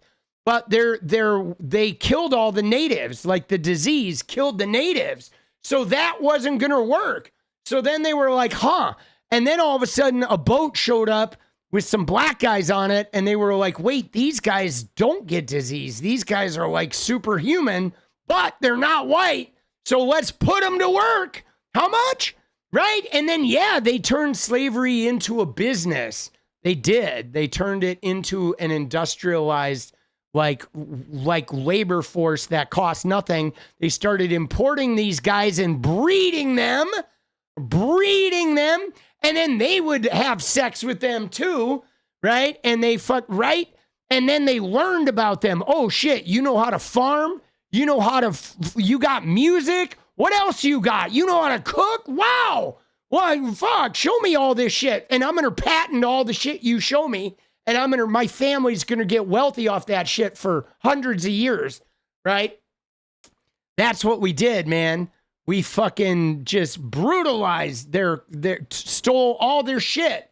Right up until the 70s when Bo Derek was wearing their cornrows and becoming the fucking, the poster child of sex symbol with their fucking hairstyle. Elvis took their music and became the king, right? Like, wow. You know what I mean? Like, what didn't we ravage all along the way? Bro, it's hard to watch. You know what I'm saying? It's hard to watch. But it's time to fucking do a little dance on our way out, maybe. To a little bit of music. So we get ready for fucking I'm going to be up all night video making.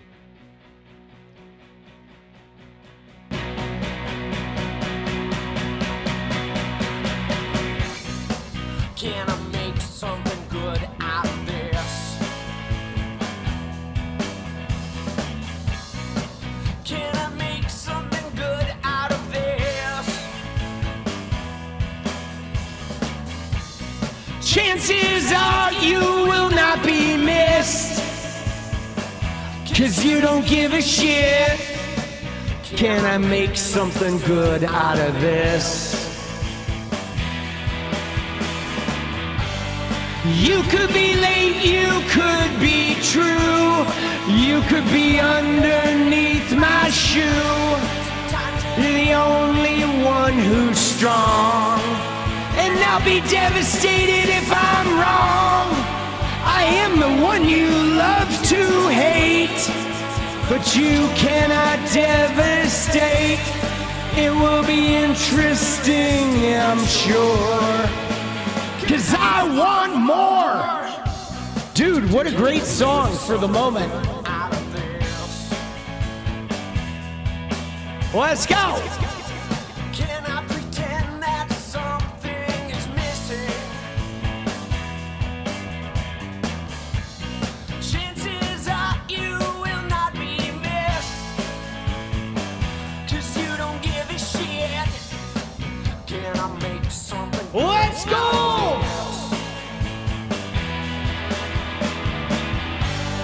You will be late, you could be too. You could be underneath my shoe. Sometimes you're the only one who's strong, and I'll be devastated if I'm wrong. I am the one you love to hate, but you cannot devastate. I'll see you guys tomorrow, 'cause I want more.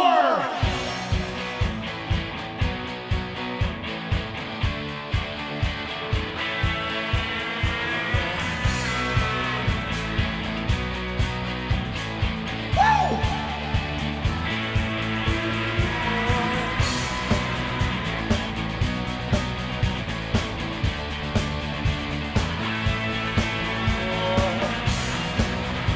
Let's go, baby! Yeah!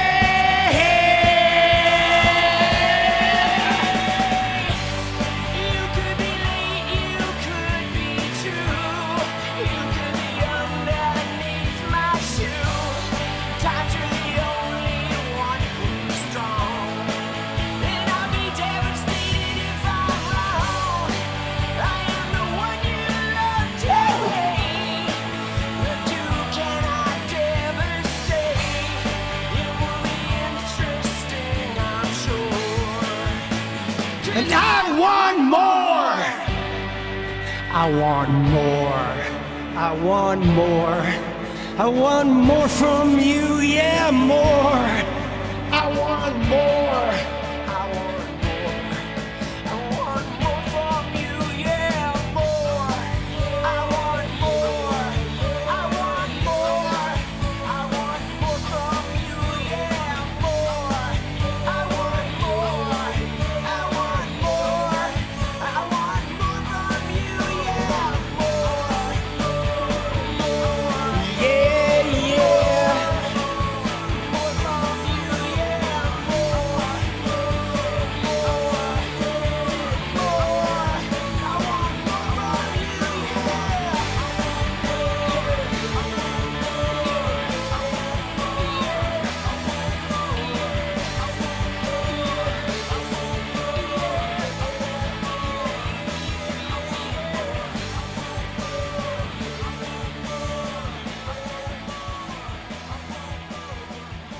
Let's go!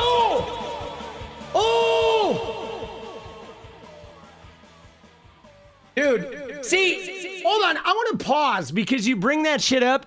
And the thing about it is the fact that some people were white people were enslaved or were indentured servants and they came over here. It's like ultimately though, they got their freedom and then they profited off the whiteness culture.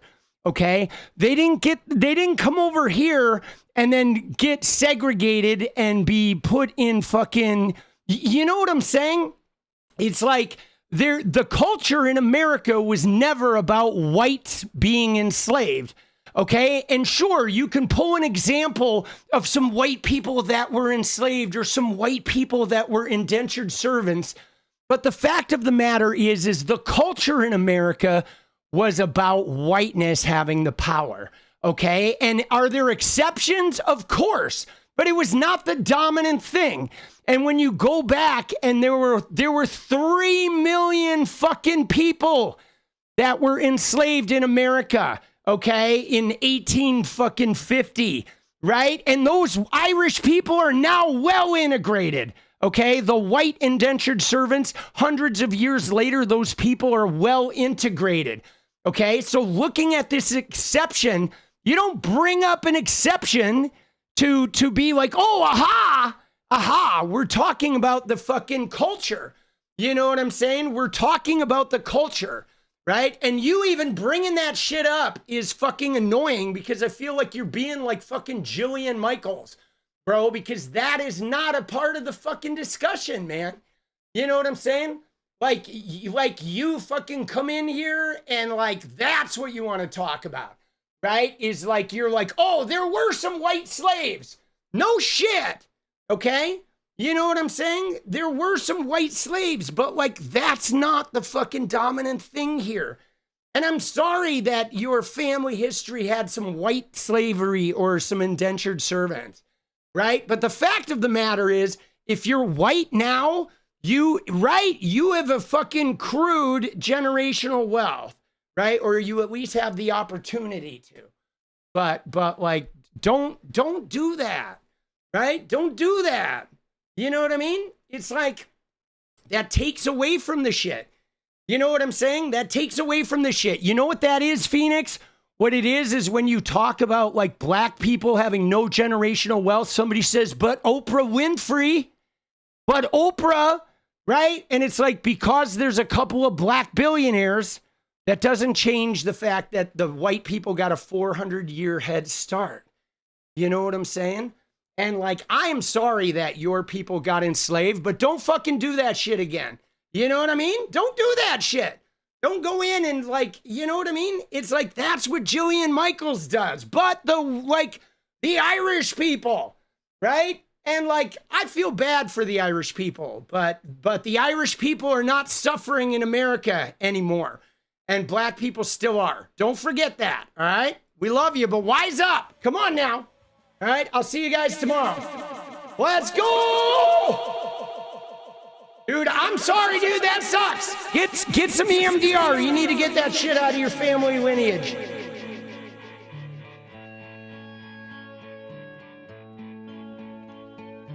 I wanna come again.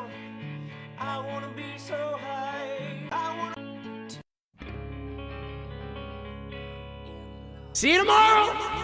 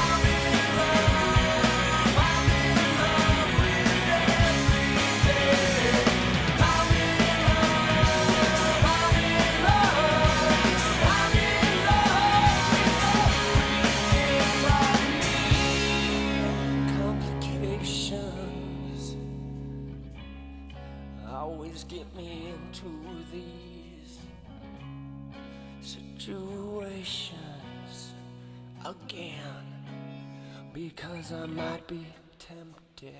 I'm in love.